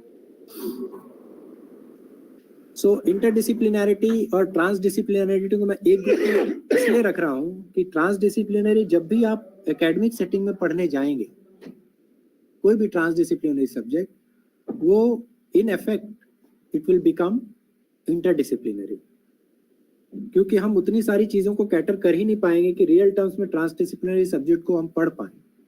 तो transdisciplinary will ultimately merge with interdisciplinary subjects, क्योंकि आप कभी भी एक डिसिप्लिनरी बाउंड्रीज के अंदर उसको पढ़ाएंगे। So what happens, why it is important? One is possibility of understanding of overlapping areas. This we know, ये हम लोग जानते हैं कि आपस में ओवरलैपिंग एरियाज के बीच में अंडरस्टैंडिंग की पॉसिबिलिटी बढ़ जाती है। For meaningful and applicable research, so अपने रिसर्च को आप मीनिंगफुल बनाने के लिए और अधिक एप्लीकेशन ओरिएंटेड बनाने के लिए आप इंटरडिसिप्लिनरी सब्जेक्ट को पढ़ते हैं, हम कर सकते हैं अगर पढ़ेंगे तो। All real life product and services are interdisciplinary. अगर आप रियल लाइफ प्रोडक्ट्स आप देखेंगे और सर्विसेज देखेंगे, सब में डिफरेंट सब्जेक्ट्स को मिलकर ही आप उन प्रोडक्ट्स या सर्विसेज को डेवलप कर सकते हैं। देन एक एग्जाम्पल है यहाँ, पता नहीं आप लोग कितने लोग इंजीनियरिंग बैकग्राउंड के हैं, बट ये मैंने अगर कमर्शियल वाले तो एक आध मैनेजमेंट वाले हैं, इस मैंने देखा है। एक मैंने एग्जाम्पल लिया है, applying Fourier transform to stock data for commercial data और कमर्शियल डेटा।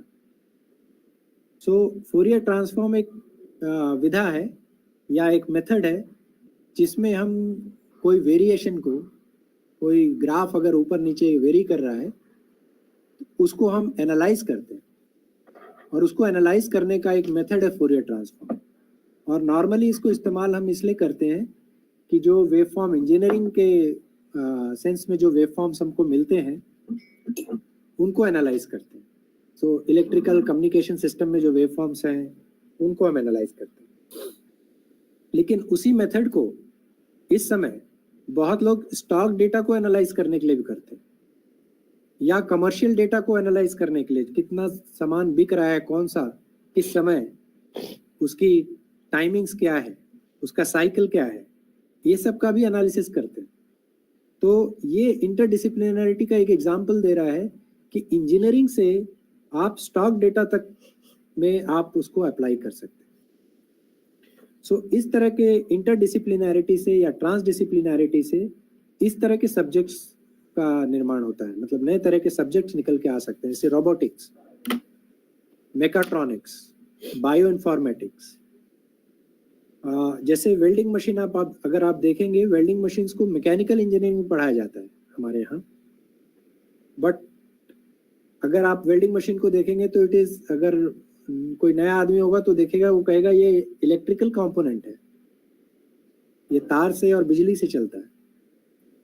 इस वजह से वेल्डिंग मशीन्स जो हैं, जो किस तरह के इलेक्ट्रिकल कंपोनेंट उसमें इस्तेमाल होते हैं, किस तरह के मैकेनिकल कंपोनेंट इस्तेमाल होते हैं, उस पर भी ओवरलैपिंग होता है। तो इस तरह की चीज़ें ज़्यादा अच्छे से हम डेवलप कर पाएंगे अगर हम इंटरडिसिप्लिनरिटी पर या ट्रांसडिसिप्लिनरिटी की तरफ देखते हैं। तो ये इसका बेसिक क्रक्स है कि क्यों हमें इंटरडिसिप्लिनरिटी या ट्रांसडिसिप्लिनरिटी पर जाना चाहिए।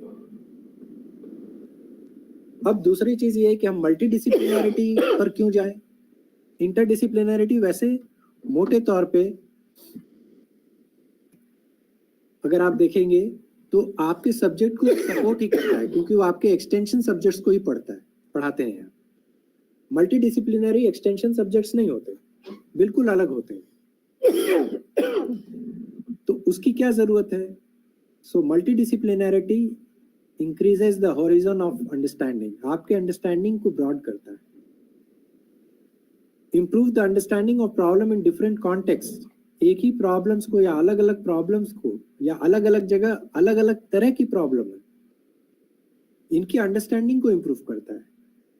एक व्यक्ति जो इंजीनियरिंग पढ़ रहा है, अगर वो म्यूजिक करने आता है या वहां देखता है वो अलग तरह की प्रॉब्लम से डील कर रहे हैं, वहां अलग तरह की दुनिया है, अलग तरह से लोग देखते हैं, वो टोटली प्रैक्टिस नॉलेज है। अनलाइक साइंसेस थियोरेटिकल नॉलेज है, अगर आपको कॉन्सेप्ट आ गया तो मान लिया जाता है कि आपको आ गया, लेकिन म्यूजिक में आपको कॉन्सेप्ट आया तो कुछ नहीं आया जब तक आप उसको प्रैक्टिस न ला पाए या पूरी तरह आप उसको परफॉर्म न कर पाए। तो वहां प्रॉब्लम बिल्कुल अलग तरीके से दिखाई देती है। Third thing is, if we go for multidisciplinary, we appreciate other points of views or world views. दूसरी दुनिया की चीजों को हम समझने लगते हैं, उनकी प्रॉब्लम्स को समझते हैं, उनके डिजाइन कॉन्सेप्ट्स को भी समझते हैं, और हम अलग अलग तरह की एक ही प्रॉब्लम की अलग अलग सब्जेक्ट के इसमें एनालिसिस कर सकते हैं, और हम एक सिंथेसिस प्रोसेस, मतलब हर चीज को मिलाएं कैसे अलग अलग सब्जेक्ट के कॉन्टेक्स्ट में, ये भी देखते हैं। तो मल्टीडिसिप्लिनरिटी आपको मोटे तौर पे हर प्रॉब्लम के लिए ब्रॉड करती है, हर प्रॉब्लम के लिए आपकी सोच को बढ़ाती है। There is a possibility of borrowing concept from one area to the other. पढ़ने लिखने या पेडागॉगी के तरीके एक तरह के डिसिप्लिन से दूसरे तरह के डिसिप्लिन में हम ला सकते हैं। जैसे कि इसका एग्जाम्पल आप देख सकते हैं, एक आर्ट फॉर्म को देखकर आप ये पता लगा सकते हैं कि उसमें कितनी मेहनत की गई है, how much effort have been put in that art form. This you can only do if you have really practice at least to some extent. कोई गाना गा रहा है, उसने कितने साल प्रैक्टिस की होगी, इसकी गणना सिर्फ सुनने से नहीं होगी, आपने कभी बजाने की कोशिश की होगी तभी समझ में आएगा।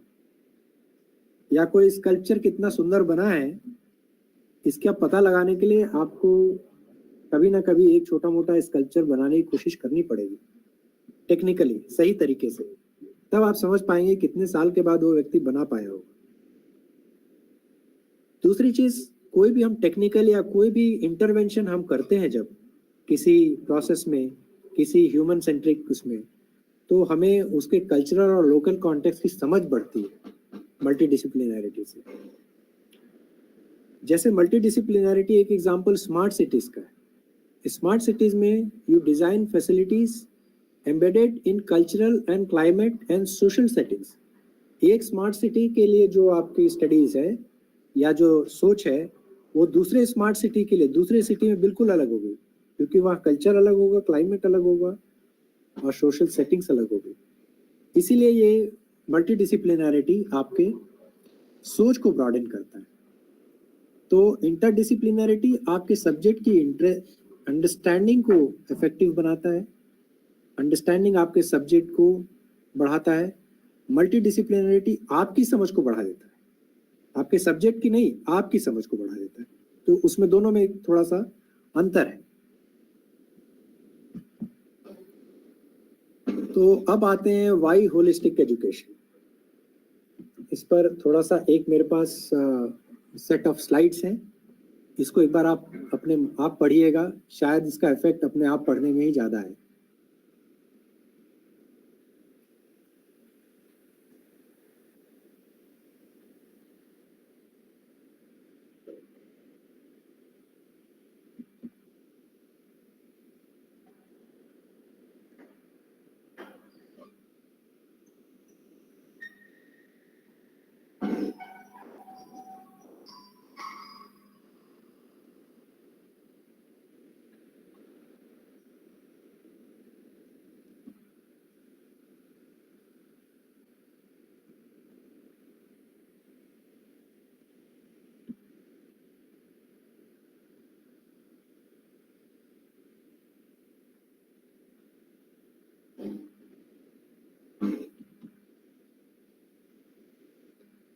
तो आपने अभी अभी देखा होगा ये सेंटेंसेस।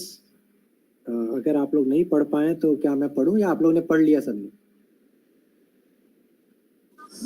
सर पढ़ लिया हम लोगों ने। Okay okay, so this set of lines are set by somebody and what he or she is requesting, आप देख लीजिए। Help your children to become human. Your effort must never produce learned monsters or skilled psychopaths. Reading, writing and arithmetic are important only if they serve to make our children more human. ये बातें जो ऊपर अभी तक कही गई हैं, एक चाइल्ड साइकोलॉजिस्ट और होलोकॉस्ट सर्वाइवर, होलोकॉस्ट आपको याद होगा जर्मनी का एक जो वर्ल्ड वॉर 2 या उस समय की जो एक होलोकॉस्ट पीरियड है, उस समय की बात है, उसके सर्वाइवर है ये अपने आप में एक चाइल्ड साइकोलॉजिस्ट भी है और इनका नाम है हेम येनॉट।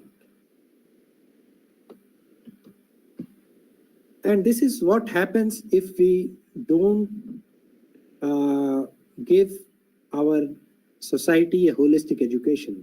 We will end up or we may end up into such a mess or such a thing. और आपको लगता भी होगा, आज के पढ़े लिखे लोगों को आप देखते होंगे कि एक जिसने कभी एजुकेशन नहीं ली वो अधिक सरल और अधिक सीधा साधा दिखाई देगा, और जिसने ज़्यादा एजुकेशन ले ली वो उतना ही चालाक दिखेगा। तो ये अंतर हम लोग देखने लगे हैं। इसलिए एजुकेशन की तरफ हमें ध्यान देना बहुत ज़रूरी है, होलिस्टिक एजुकेशन की तरफ। So why holistic? First thing is we require all kind of these subjects which we talk about in holistic education. Plus, अगर आप एक ह्यूमन बीइंग को देखें तो अपने आप में वो होलिस्टिक होता है। वो म्यूजिक भी इंजॉय करता है, उसको खाने कमाने के लिए नौकरी या कोई व्यवसाय चाहिए या कोई काम चाहिए। वो म्यूजिक भी एंजॉय करता है, उसकी आध्यात्मिक दुनिया भी है, उसकी धार्मिक दुनिया भी है। तो एक व्यक्ति अपने आप में is trans multi inter and trans dimensional in itself, and he needs wisdom, knowledge and skill required for those dimensions, and that are addressed through multi, inter and trans-dimensional education. That is what we mean by holistic education. So holistic education क्यों? At present the education is focusing mostly on jobs. ज़्यादातर हम education का focus job की तरफ रखते हैं. Job मतलब मैं कहूँ नौकरी, not even truly skill centered. मतलब किसी आप क्या कहते हैं, कोई उसको हुनर आ जाए ये भी नहीं, उसको जॉब मिल जाए, उसको नौकरी मिल जाए, यही हमारी एजुकेशन का एक प्राइम गोल हो गया. बाकी स्फीयर की तो बात ही छोड़ दीजिए, बाकी चीज़ों की बात छोड़ दीजिए. अभी हम ठीक से उसको हुनरमंद भी नहीं बना रहे हैं, हम उसको एक नौकर बनाने की कोशिश कर रहे हैं पूरी तरह से कि बन जाए किसी तरह, जॉब मिल जाए. बाकी जो चीज़ें हैं उसको हम भूल जा रहे हैं. वो कौन सी चीज़ें हैं? वो बहुत सारी हैं, और जो हमारा एजुकेशन आज कर रहा है वो बहुत थोड़ा सा कर रहा है. वो नौकर बनाने के लिए काम करने की कोशिश कर रहा है, वो भी पूरी तरह नहीं कर पा रहा है. That is body, mind and self. ये हम छोड़ दे रहे हैं. What you are as a body, as a mind, how you should care your self as a body, as a mind and as a self. What are the values and skill required for your life. Individual, एक व्यक्ति individual, family और society के level पे और existence के level पे क्या है, कैसा है, ये भी हम उनको नहीं बता पा रहे हैं, नहीं दिखा पा रहे. और सारे रिलेशन में जो हमने पहले पढ़ा था, जो बात की थी, इन सारे रिलेशन में वो कैसे जिए, कैसे रहे, इसके अभी ज्ञान उसको अभी हम नहीं दे रहे. तो ये सारी चीजें हम छोड़ करके सिर्फ एक छोटे से एस्पेक्ट को पकड़ पा रहे हैं, जो कि वो हुनर भी नहीं कर दे पा रहे हैं. हम एक बस नौकरी देने की कोशिश में पूरा एजुकेशन सिस्टम फिलहाल हमने लगा रखा है. दूसरी चीज होलिस्टिक एजुकेशन की ये भी है कि at times it may be just relaxing. आप देखते हैं कभी कभी, स्पेशली बाकी में पता नहीं, लेकिन आप लोग कभी कभी सुनते होंगे कि किसी ने क्या बोलते हैं, कहीं पे सुसाइड कर लिया इस पढ़ाई के चक्कर में. पढ़ाई के लिए पढ़ाई करने गया है और उसने सुसाइड कर लिया क्योंकि बड़ा टफ था. मतलब ही इज नॉट टेकिंग पढ़ाई एज ए रिलैक्सेशन. हो सकता है कि हम होलिस्टिक एजुकेशन के थ्रू उसके अंदर कुछ रिलैक्सेशन का भाव ही आ जाए कि चलिए थोड़ी देर म्यूजिक तो बजा ले रहे हैं, थोड़ा रिलैक्स ही हो जाए. May give an idea of how interesting the other things are. ये सारी बातें हम लोग अभी पोल में देख चुके हैं. Why these things have become important now? अभी तक हम इतना नहीं बात करते थे होलिस्टिक एजुकेशन की, अब इतनी बात क्यों करने लगे? Of course NEP एक परिप्रेक्ष्य है जिसमें ये आया है, बट इस समय ये और जरूरी हो गया है because of rapid changes which we see around us. Lot of production of physical facilities, and as a person we don't know how to cope up with this as a family and society, as an individual. How do I cope up with so much of production which is daily happening and coming in front of me? हमें ये भी चाहिए, ये भी चाहिए, ये भी चाहिए, बस इसी चक्कर में लगे हुए. इसको हम कोप कैसे करें, कब माने? Conflict and strife increasing in the individual and society. आप देखेंगे सोसाइटी और इंडिविजुअल में जो कॉन्फ्लिक्ट है, अपने अंदर क्या जो खिंचाव है, वो भी बढ़ रहा है. Environmental crisis, climate change, life itself in danger. This is third aspect why holistic education is required. It has been seen that in spite of achieving one's goal, the individual remained dissatisfied with jobs and positions, intellectually and mentally unfulfilling. So ऐसा नहीं कि हम उसको अगर कामयाब भी हो गए एक जॉब दिलाने में तो बड़ा खुश हो जाएगा और जीवन बड़े सेटिस्फैक्टरी ढंग से बिता पाएगा.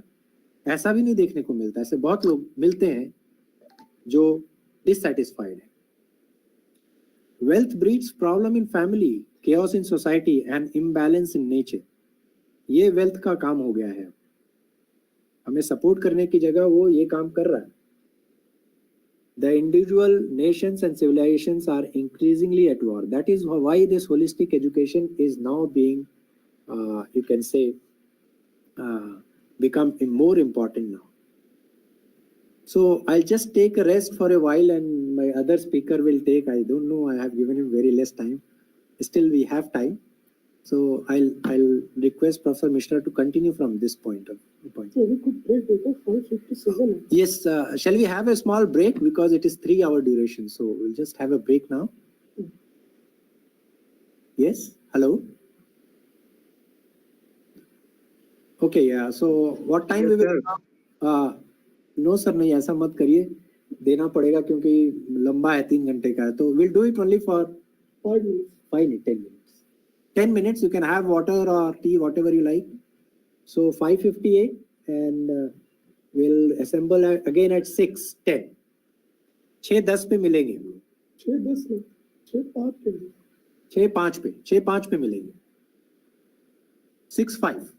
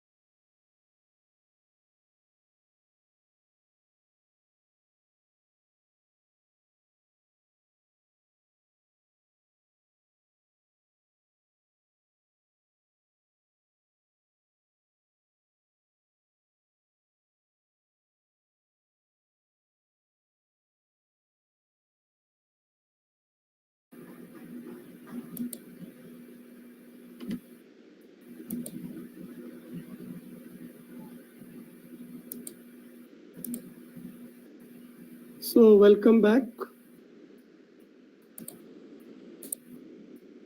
Am I audible? Yes, sir. Yes, sir. Good. So all of you are here. Yes, sir. So we were discussing that slide, so I will continue from that. My name is Rakesh Kumar Mishra. I am professor here in Department of Electrical Engineering. But when this institute became IIT in 2012, then after 1 year, a department was conceived and started. That was Department of Humanistic Studies. In all other IITs, all the IITs, they have a department which is named as Department of Humanities and Social Sciences. And on the similar lines, here, this department was started to run the courses of humanities and social sciences. And faculty were recruited, courses were designed. So I was involved in that, and I was head of that department for 6 years. So we were involved in designing the courses and appreciating what has been presented so far by Professor Devins. So I could misunderstand those issues which were being discussed here. And then we designed a course, model curriculum for AICTE, where it was decided that what type of courses can be put in a curriculum. That was for engineering, of course. So there it was decided that how to place these courses and how much credit-wise, and in which semester, at which level, so that all these dimensions of holistic education are covered. So if time permits, then I will go to that. But before that, we will continue with what was being discussed. So it was that why has this become more important now? So now we have seen that due to these lack of holistic education, what ultimately happens is that individuals are at war, nations are at war, and even civilizations are at war, and that too increasingly at war. So as we have been conducting polls, so one poll is again there for you, and questions are like this. Only one option is correct out of these, and question is that which one of the following is most appropriate statement? So adding transdisciplinary and related multidisciplinary subjects to the existing disciplinary subjects is okay, but not multidisciplinary subjects. So this is one option. Second is adding multidisciplinary subjects to the existing disciplinary subjects will not dilute the main program. Third is adding multidisciplinary subject to the existing disciplinary subjects will dilute the main program. And adding multidisciplinary subjects to the existing disciplinary subjects would make the main program more interesting and fulfilling. Now these choices which are appearing on the screen, when you open the Google form, they might not be in the same order. So you'll have to pay attention to that. And we are going to share this link. And yes, you will have to carefully read these options. Then you will be able to appropriately address these things. So it is 6:11 in Google Meet. So it will be on up to 16:16.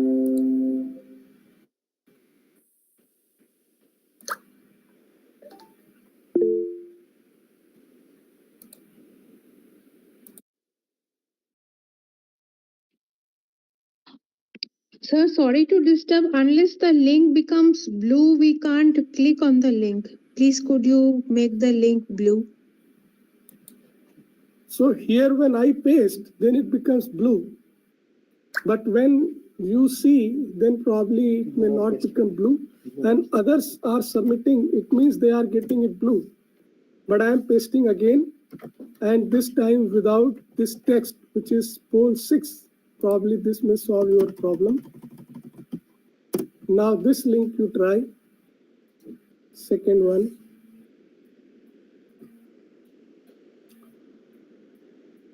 Pritha Goswami has raised a hand.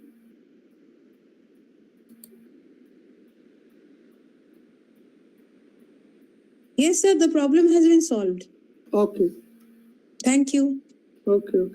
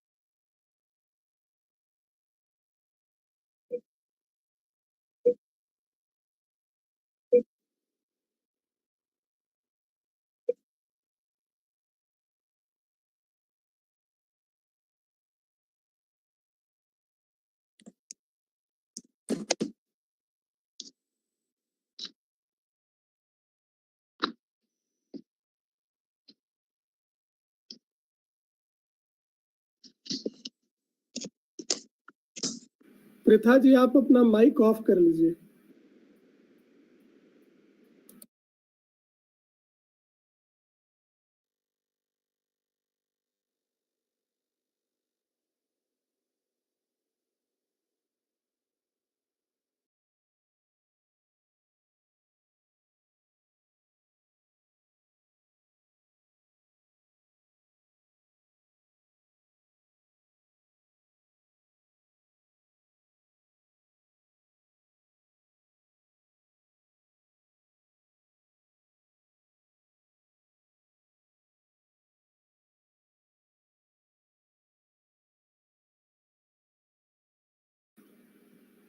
नहीं इधर 6:14 हुआ है. ये जो Google meet 6:14 हुआ है. इधर देख लीजिए technology 26 27.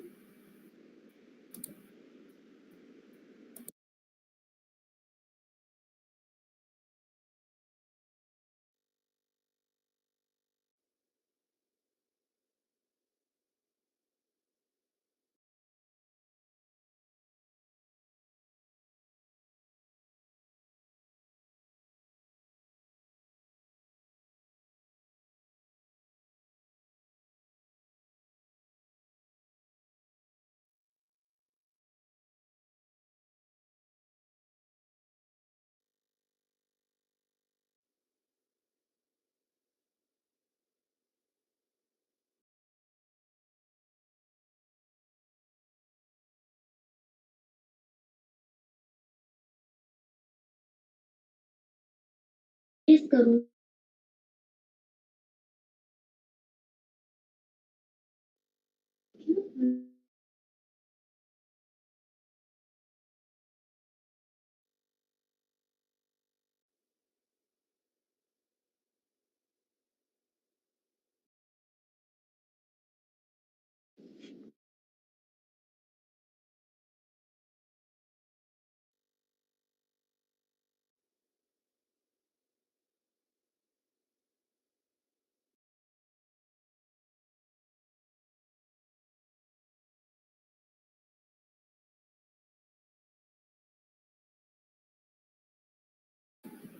So time is up and I'm going to close the.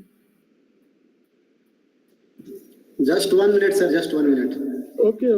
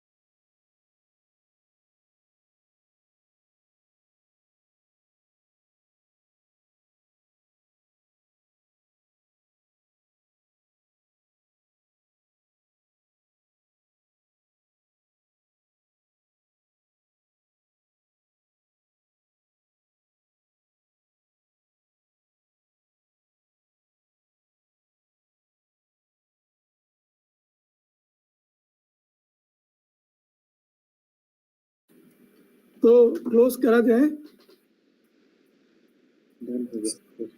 Okay sir. Okay. So we have got 36 responses, and its plot is like this. So the 80% out of participants, means 29% are telling that if we add multidisciplinary subjects to the existing disciplinary subjects, it would make the main program more interesting and fulfilling. 80%. Then comes the next one is that it is okay to add transdisciplinary and interdisciplinary, but not multidisciplinary to the existing one. That is 5%, means 13%.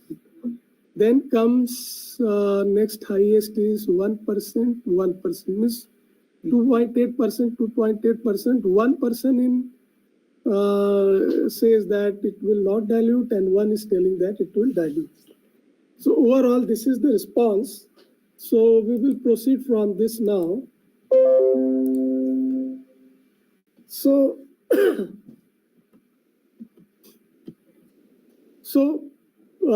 what we were polling was in a way trying to means we were trying to address this point which we are presenting here, that at what cost of existing courses and subjects we can introduce these multidisciplinary courses.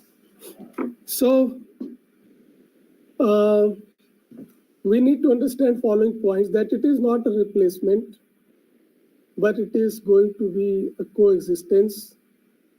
And second is that the courses so-called traditional have changed and evolved and become interdisciplinary. Third is the fundamental courses do remain the same. So it's not that if we are going to study multidisciplinary courses, then fundamental courses are to be replaced. Rather, fundamental courses remain as such. And if time is going to be,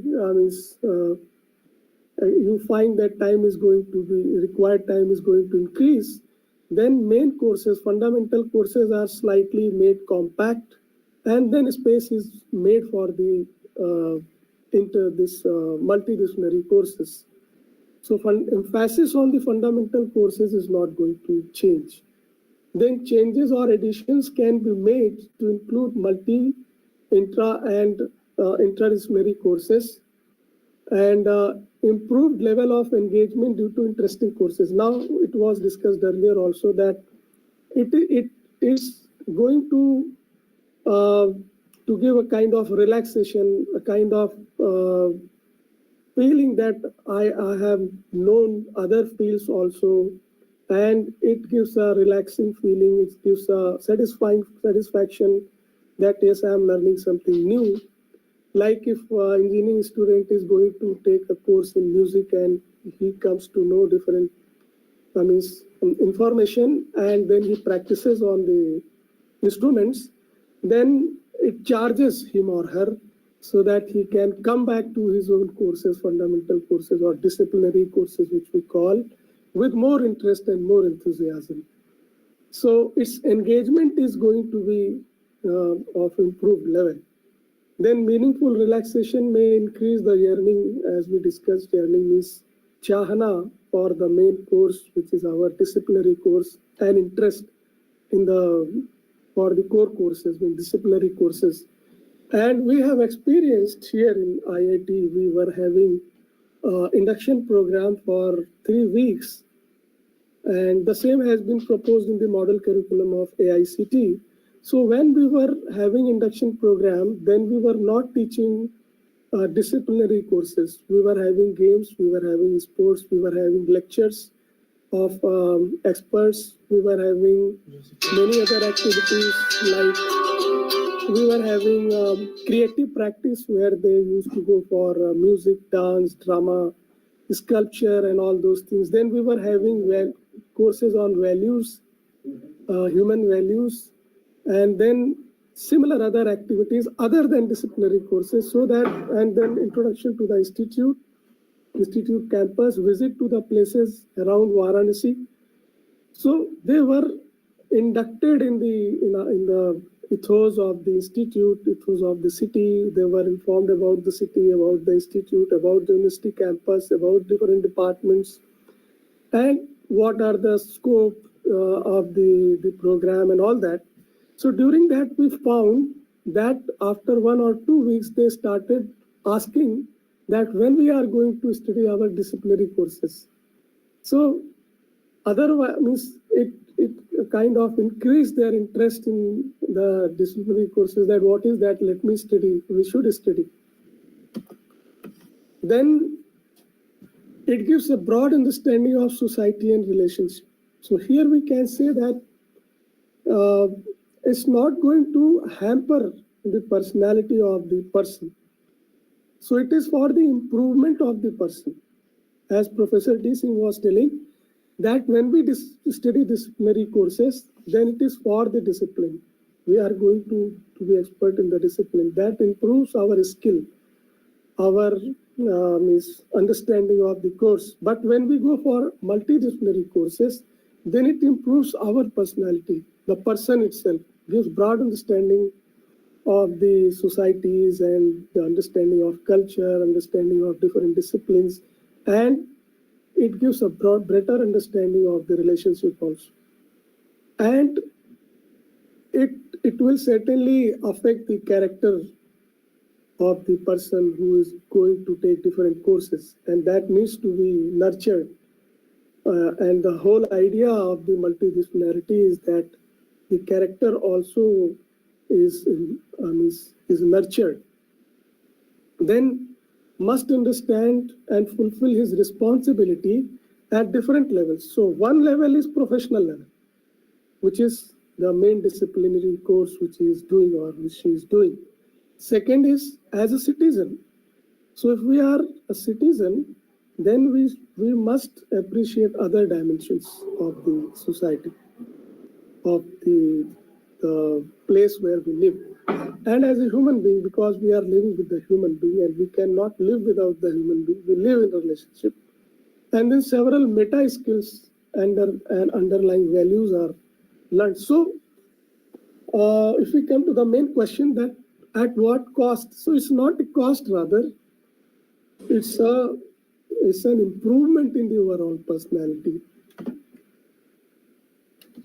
Then if we see nowadays that the situation is that there is a mad rush for one single discipline which has been somehow given a status in the society that's a better course and is the course which everyone should try for, and students start running like for engineering and medical, and we don't give a student a chance to think over the other possibilities of disciplines. And we don't allow him or her to decide his interest and his goals and do accordingly the courses, etc. And when this happens, that he has not been given opportunity to explore his interest and to find out his goal, and he's forced to a certain course, then that is going to be the reason behind the demotivation of the students. And if we have freedom of choosing courses as per our own interest, as per our own likings, as per our own capabilities, we have certain goal according to that, then there is no question of getting demotivated. Then peer pressure is generated, and this peer pressure is creating its own problems, and it leads to a peer environment that is sometimes demotivating and corrosive, as we see nowadays when many news items appear that they come under peer pressure or they say pressure, and they get demotivated, and sometimes they go for the extreme steps. So that is what we mean when we say that it is corrosive. And when they are going to hostel life without close parental supervision, then at least these type of things are required, where they get a better daily routine when they are not under supervision. And if it is not done, then this is going to make the situation still worse. Then institutes must create certain environments so that the students feel comfortable and which allows them to explore their academic interest and activities. So such environment must be created. Multidisciplinary environment should be there so that they can explore their interests also and can get enthusiasm for different activities also. And when they go for their own interest and they pursue that, then they don't go for competition. Because when I pursue my own interest, then it is not to be compared with others. Because it's whatever I am doing is for Swanta Sukha. It's not that how better I am as compared to this fellow or that fellow. Rather, I enjoy like learning music. If I am playing sitar, then I know that where I am, and then I try to improve upon it, and I'm involved in myself. So I don't see that how others are playing, how much they play, and if I see, then I get motivated because I have interest in that, and that is a different type of input for me, and it motivates me for excellence. So we don't get in the trap of the competition, and that reduces competition and it allows us to work for excellence. And then it promotes bonding with others because we are not in competition. We are not having a feeling of distance or feeling of jealousy. As I have my own interest to pursue, then I try to take others also, and I have a better bonding with them. So this promotes a bonding, builds relationship with teachers and students, gives a broader view of life. And overall, if we have many multidisciplinary courses, then it is going to reflect on our character and it builds character because it is addressing all the facets of our life, mind, body, self, as has been discussed earlier. Now, question comes that how to do this holistic and multidisciplinary courses, means conduct these courses, how to place it, how to run it. So the whole idea behind holistic education and multidisciplinary education is that it should be engaging. Otherwise, if we don't do that, then it will again become another course which is to be done and which is to be passed. And the advantages which we have just discussed, that it will give them a relaxing feeling, rather it will make it a kind of burden for them, become a kind of burden for them. So if we have engaging approach, then it will be better or and means an improvement for them. So running the core subjects not in a true spirit of the subjects and running in an exam-oriented curriculum would defeat the purpose.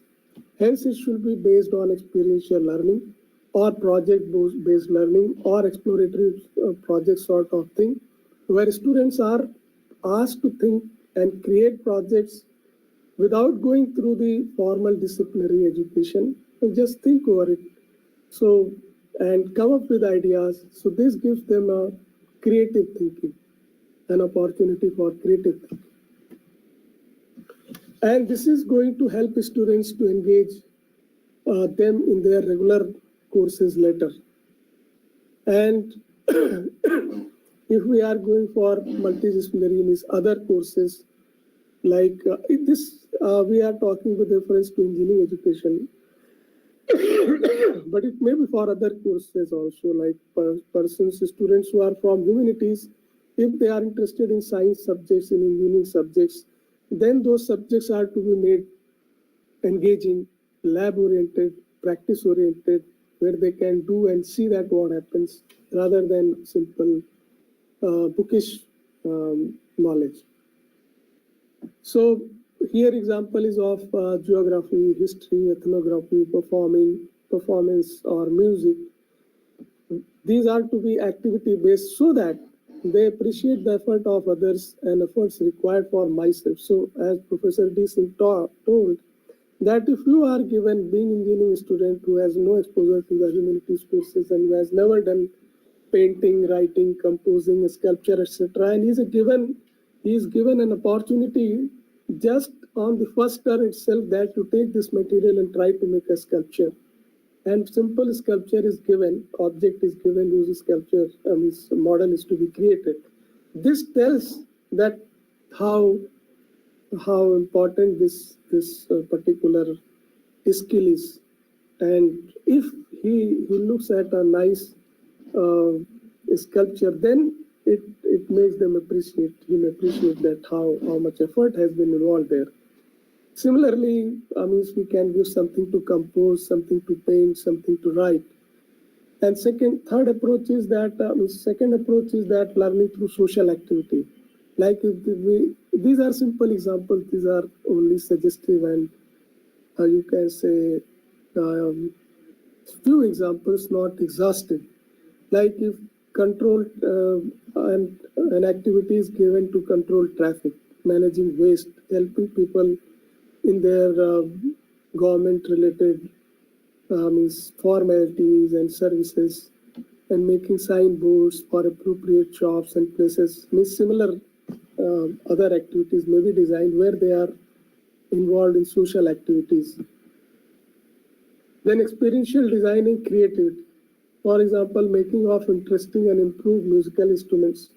So this is again from, this is not for students who are from performing art.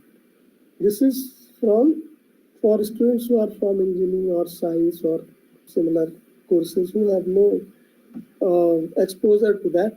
So now suppose engineering student is asked to make interesting and improved musical instruments. Then he will appreciate the music better. He is asked to make instruments for painting, for drawing, for designing, gardening and agricultural implements and tools.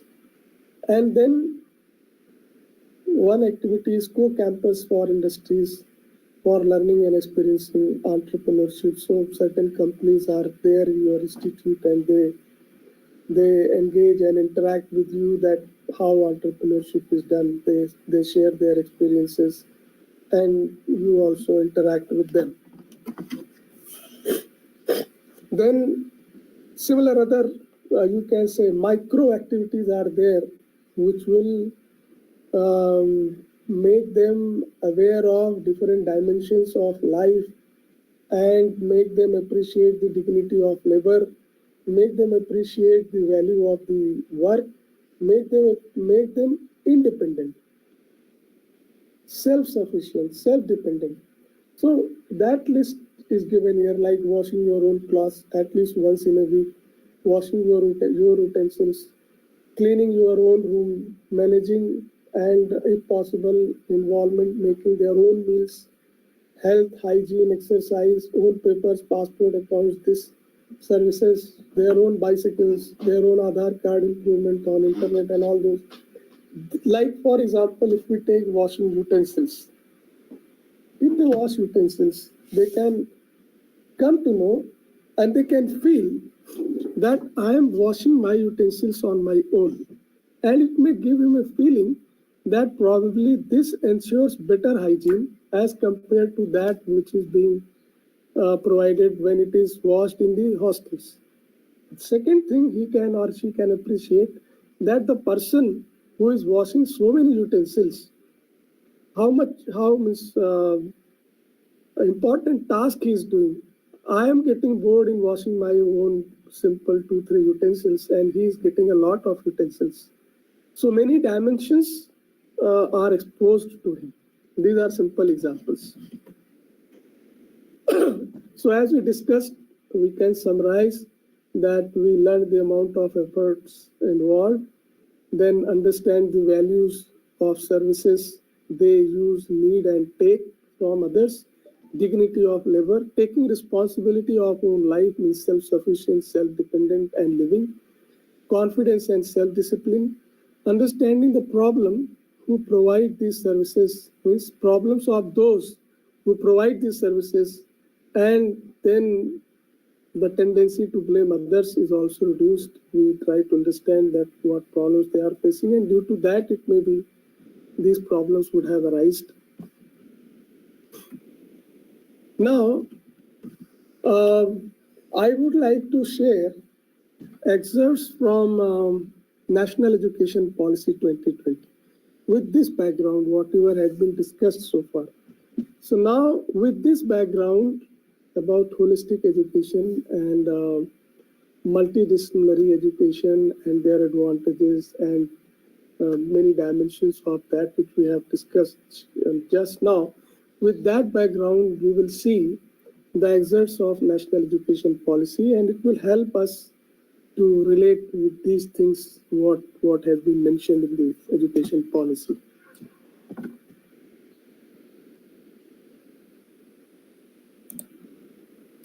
So it is page number 33. You can see here, let me make it wider. So it is page number 33 of New Education Policy, National Education Policy, that is from Ministry of Human Resource Development, Government of India.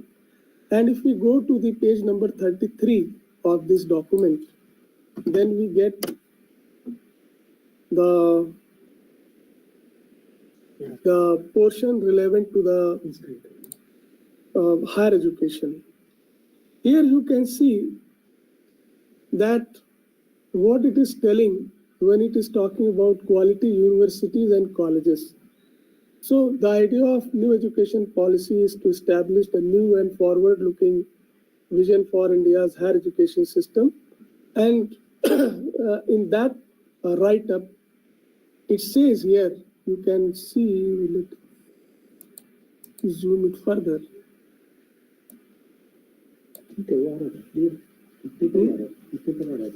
That here it's not cutting. So a quality higher education must enable personal accomplishment and enlightenment. We need to pay attention to these words, which are going to sound the similar feelings which we have discussed in previous presentations. So must enable personal accomplishment and enlightenment, constructive public engagement, and productive contribution to the society. This is what we have been discussing. It must prepare students for more meaningful and satisfying lives and work roles and enable economic independence. Then further, in section 9.1.3, it says that it represents the key to more vibrant, socially engaged, cooperative communities and a happier, cohesive, cultured, productive, innovative, progressive, and prosperous nation. So they want to have a quality higher education which is going to ensure these things. And we would like to mention one thing, that one option was there with us, that we go through this PDF, get the words from this and make the PPT. But you can see here that we have not done this. What we have done, we have prepared our slides on our own so that we can clarify the idea of multidisciplinary education, holistic education. Then we have written on our own that what are its advantages, why should we go for that. That's why you will not find these words in our presentation, but the ideas are same. So here you see, and that was our idea when we were developing this, so that later on we can show that in their own words, like in the words of the policy, you can see and yourself verify that yes, this the same idea is there. But it is talking about many other things, so only certain portions of this document will be relevant to that. So some of the major problems they have identified. currently being faced by the higher education system. So point number one is that a severely fragmented higher education ecosystem. So what happens that when we keep on focusing on the disciplines and other multidisciplinary or other facets of life of a student are ignored, then this results that fragmented higher education system ecosystem comes. Then it says that less emphasis on the development of cognitive skill and learning outcomes. So we don't work on the cognition level, we rather work on the rote learning, said this part is to be covered, these type of questions will be there. You simply go for rote learning, learn everything and then write in the exam. Nothing happens in the mind of the person. If mind is improved, then we call it cognitive skill. That person has got cognitive skill. Some learning has taken place. Learning outcome, when we say it means something is happening in my learning, I could learn. Otherwise, what will happen if we just go through the material, write in the exam, in the next semester, everything we forget. Then third is a rigid separation of disciplines. With early specialization and streaming of students into a narrow area of study. You yourself, if you see carefully the way the higher education is going on, you can yourself feel that even at the graduation level, they are coining such terms which we were not even coining during the M.Tech programs or Master of Science programs. Those terms are coming in the UG courses. That is what is mentioned here, that with early specialization and streaming of students into a narrowest area of study, rather than giving wide exposure, from the beginning graduation level itself, we are going to narrow down the area of study. Then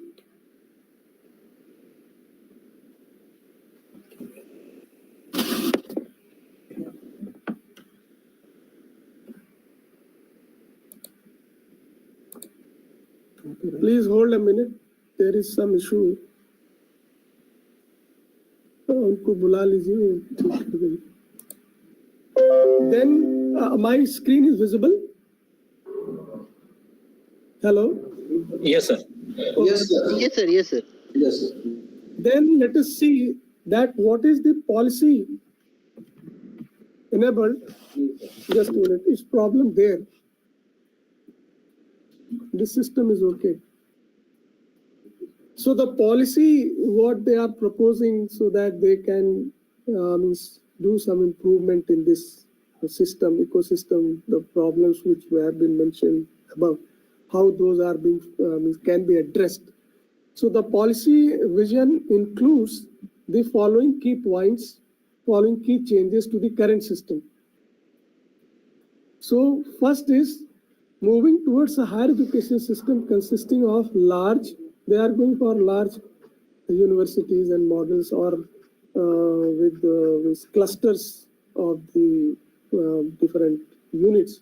So multidisciplinary universities and colleges with at least one in or near every district, and with more HEIs, higher educational institutes across India that offer medium of instruction or program in local Indian languages. My idea here is to highlight this one is that pay attention to the multidisciplinary. So multidisciplinary universities they are focusing, and the whole idea behind this is that whosoever are studying there, they have exposure, they have availability of the disciplines, so that their courses can be designed in such a way that other disciplinary courses they can also get. Point B is important, moving towards a more multidisciplinary undergraduate education. That is the idea of our presentation which we have given earlier, that we wanted to clarify what is multidisciplinarity. If we don't clarify, then this term is summarily passed and we don't understand the value of this multidisciplinarity. So question was being asked that why we are discussing multidisciplinarity, interdisciplinarity, transdisciplinarity. because these terms often come, and when we don't pay attention, they appear to be very close to each other, but no, there is less clarity. So we wanted to have more clarity, all of us, including ourselves also, so that we can appreciate this national education policy, that what is the idea behind the words being used here, like this multidisciplinary undergraduate education. This is to be pointed out. So in undergraduate studies, they are going for multidisciplinary education. Then comes institutional restructuring and consolidation. In this section, section 10, let us see section 10.2. So what it says, moving to large multidisciplinary universities and higher educational institute clusters. Again, this multidisciplinary term is to be noted. It's thus the highest recommendation of this policy regarding the structure of higher education. So now someone asked that, if someone asks that what is the highest recommendation of new education policy, then we can clearly say that section 10.2 says that moving to large multidisciplinary universities is the highest recommendation of this policy. And this shows that what is the emphasis, means seriousness or emphasis of the education policy, national education policy on multidisciplinarity.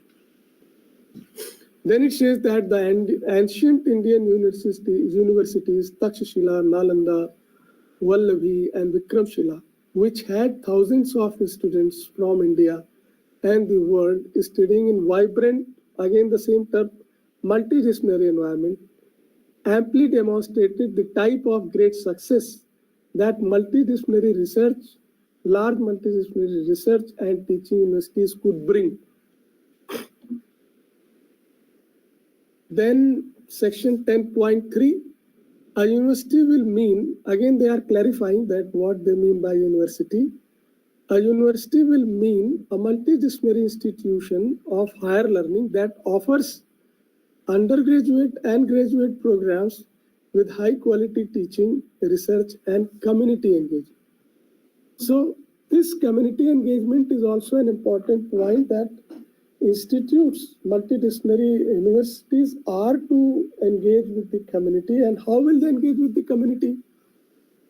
So for engaging with the community, if a university is having many disciplines, then all disciplines will have to have appreciation for other disciplines. Point number one. Every discipline will have to be multidisciplinary in the approach.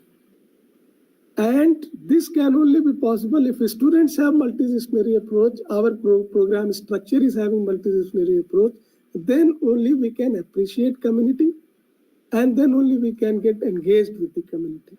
And this is also one of the means, as we discussed earlier, to give holistic and multidisciplinary education, that we engage with the society, community, that enables or that makes running of these type of courses engaging one, interesting one. Then we have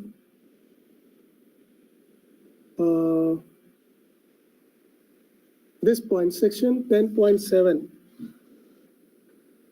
Their vision says that all HEIs will firstly plan to become a multidisciplinary by 2030. And then gradually increase student strength to the desired level. Student strength, they are thinking it to go to 2,000 or 3,000, something like that. It was mentioned somewhere. But large number, we'll see it later on. Now see the time frame. It is 2024. We have, as per this policy, we have 6 years. So this clarifies that what should be what should be our emphasis. Our means we who are presenting, who are interacting with you, and you people, 64 persons who are attending this workshop. They should now start working towards this, so that universities become multidisciplinary, and for that it is important that we understand the idea of multidisciplinarity, the crux or the spirit of the national education policy, and then we think over it that how we can do it. And for that, it is obvious that we need to do a lot course restructuring, because our courses are rigidly designed around disciplines. Very less opportunity for multidisciplinarity is there. We'll have to work on it, and quite fast we'll have to work on it.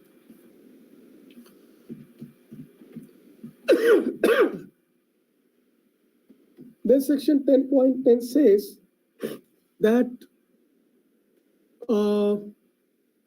sometimes it is told that if we are going for multidisciplinary education, then how will we arrange courses from different disciplines, which are other disciplines? Because practically, even if we go for large multidisciplinary universities, some of the disciplines might not be there, or for certain period of time, some courses might not be available. So nowadays, with the given technology, this option is there that we have open distance learning programs. They have been nicely designed. Even evaluation can be done, interactions can be done, assignments can be given, activities can be given, they can be evaluated smoothly. And we have large such platforms where this kind of programs can be run.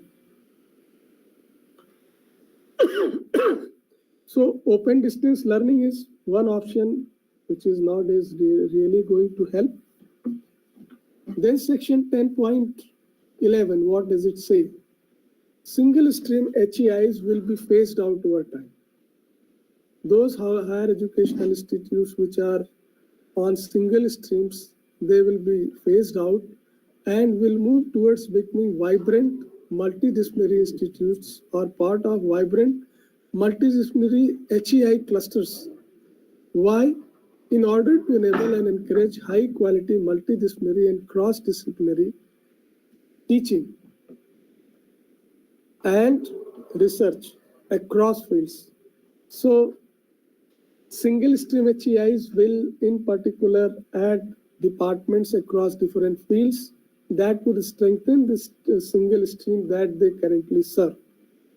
And ultimately they will become part of clusters, or they will become part of multidisciplinary big universities. Then section 10.14 says, 10.13, integrated higher education system, including professional and vocational education. So in our presentation, when we were talking about engagement of the students with different activities, then we did not specifically mention this vocational, but this is really important, and this is coming up in new education policy, and many institutes are working on this, that earlier vocational institutes were separate and professional institutes were separate, but now they are designing, they intend to design a mechanism where if a student wants to live in between, then he can live with courses like certificate, diploma and all those. So now they have started associating or integrating vocational training also in the course structure, so that if he lives in between, he is adequately equipped with the vocational skill so that he can do his own job, certain job. And whenever he wants to come back, either to complete his education or he joins a new course, he can have sufficient backup and can come again and continue. So vocational education is now being an integrated part of this higher education system, along with the professional education. Section 10.14, university worldwide means a multidisciplinary institutions of higher learning that offer undergraduate, graduate and PhD programs and engages in high quality teaching and research. Now comes the topic which we have been discussing, towards a more holistic and multidisciplinary education. So that is Bharat Bhatt's Kadambari described a good education, means what our ancient scriptures are describing as good education, as knowledge of 64 kalas. Now, this kala, जो शब्द है कला, इसी की अंग्रेजी को हम arts बोलते हैं. इसका मतलब 64 कलाएं, मतलब 64 arts. And among these 64 arts were not only subjects such as, now see the variety, the spectrum. And this will cover what we have been discussing in our presentation, such as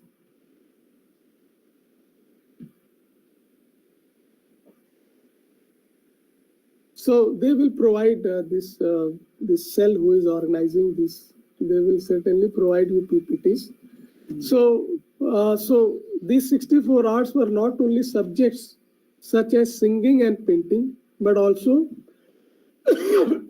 scientific fields such as chemistry and mathematics, vocational fields such as carpentry and cloth making, professional fields such as medicine and engineering, as well as soft skills such as communication, discussion, and debate.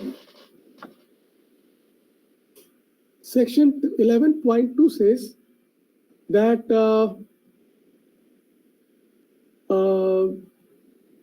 assessment of educational approaches in undergraduate education, they have done some assessment, and that shows that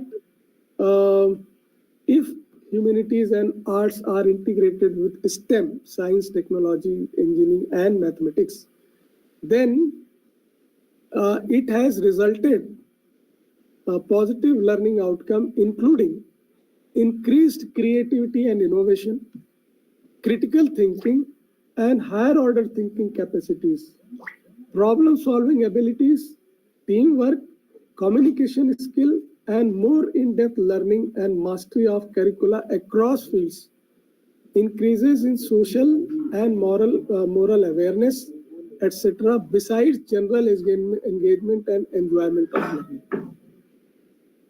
Section 11.13 says further about holistic and multidisciplinary education that it would aim to develop all capacities of human beings. So what are those all capacities? It has nicely articulated that thing, that those capacities are intellectual, aesthetic, social, physical, emotional, and moral, and all these things in an integrated manner.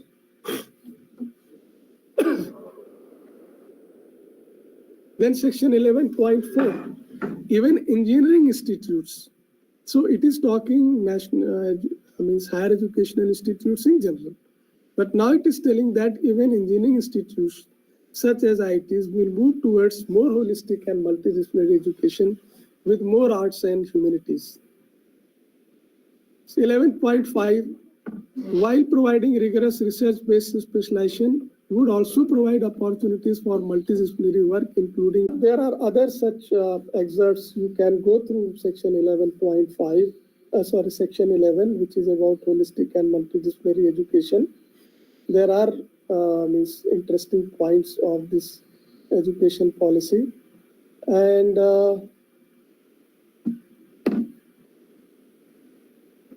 after 11, 12 is optimal learning environment. So now, yes. So as time is over, it's already 7 p.m. So I would stop here. Rather, I should say that we will stop here. Now, if you have any questions, then we will try to answer. I think Hanuman ji अपना question एक बार repeat कर दें तो हम लोग फिर अब शायद ठीक से फ्रेम हो जाएगा आपका क्वेश्चन. हनुमान आप हैं?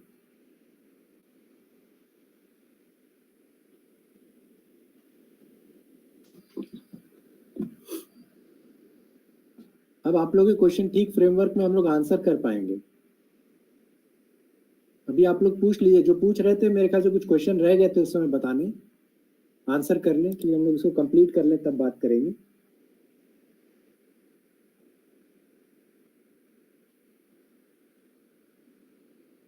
आई थिंक आ रही है आवाज? आवाज हम लोग की आवाज जा रही है ना? Yes, sir. yes, sir. ठीक। हनुमान जी कहाँ है?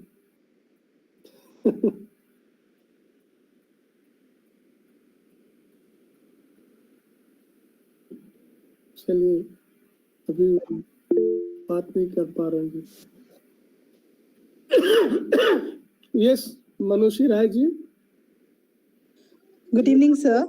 Please. I had a question in my mind that students generally takes interest in multidisciplinary courses along with the core courses. But in the initial days, I've seen that students are very much interested to learn something new, but they lose their interest once they have a pressure of semester and all. So how to cope that situation? Can you give us some hint? So let me try to answer it. I don't know what your experiences are, but issue is most often we don't make the subject engaging. So subject learned in the spirit of its own. So for example, if a student is interested in sculpting, somehow he takes a course in sculpting, but ultimately he has to go through the same process of going through books, preparing his lectures, and ultimately writing his exams and question papers, and without making any sculpture or anything out of it. We asked him to do all these things, and obviously that subject is no different than any other subject which he is doing, in which he may not be interested. So the issue is how engaging we can make. We have to see the spirit in which he is coming to that subject. If I'm going for painting, I understand that I will be made to paint something, I will be taught how to paint and allowed to do the painting. But the issue is sometimes what happens is we change that subject ultimately into any other subject, non-engaging and boring for examination. So otherwise we play a lot of sports. Once we get into sports hostel, we run away from it. That is what we have seen. I don't know what your experiences are. So we have to make sure that spirit of that subject is intact. Not giving them something which is again back to square one. Right, sir. I don't know. If you have some experience, just share with us. Yes, sir. This matter we have faced while including the subject called Charitra Nirman. This year in our curriculum in both management, students of MBA or BTech or everywhere we have included that course of Charitra Nirman. So initially, the students has a very nice interest on knowing about Vedas, Upanishads, about Nitis. Then, sir, I've seen that once they are pressurized with assignments, assessment time, they have lost the interest in knowing the Vedic sculptures and all. So, how to NEP has suggested us to sensitize our students towards our culture, like we are including IKS also along with Charitra Nirmani our curriculum. But so generally we have to design. I think we have to design our curriculum like that the pressure of our core subjects as well as the pressure of knowing this ancient knowledge. There should be some balance between the both. So yes, sir. You are right. You're right. You're right. It needs to be done locally, looking at the local constraints and local situations. That definitely we have to look into. So, yes, sir. We have to see into the design of the course. Just having a new course which is unrelated to your course will not help. Yes, sir. Create problems sometimes. Okay, Yes, sir. But our motive is to create interest on our students to know something else apart from their core studies, right? Yes. That the UGC also needs to make some special additions for that. No, that's my suggestion. One person from BH side was with us, education side. He will give us different kinds of pedagogy. If we approach them properly, they will definitely tell us how to engage them with different kinds of subject. What is the spirit behind it? So that would be much more helpful. Secondly, We are not in practice of having the courses in a different way. All our courses are the same. For example, he will learn, he will exercise, he will submit assignments, and finally he has to come down for examination. That is all. Every course is something like that. So we will have to learn from education faculty people and from other places that how they are actually managing, especially management. Actually, there Management courses, they go by case studies. Certain other models are continuous evaluation. We need not have exam in all the courses, end exams like mid semester, end semester. It's not necessary. Depends. So that you are right. Yes, sir, exactly. Work on the design of the courses. Yes, sir. Even we can assess some courses like this add-on courses in the form of activities. Yes. So that students might have get some interest. Hanuman ji से बात कर लेते हैं अभी. Thank you, sir. Thank you for the discussion.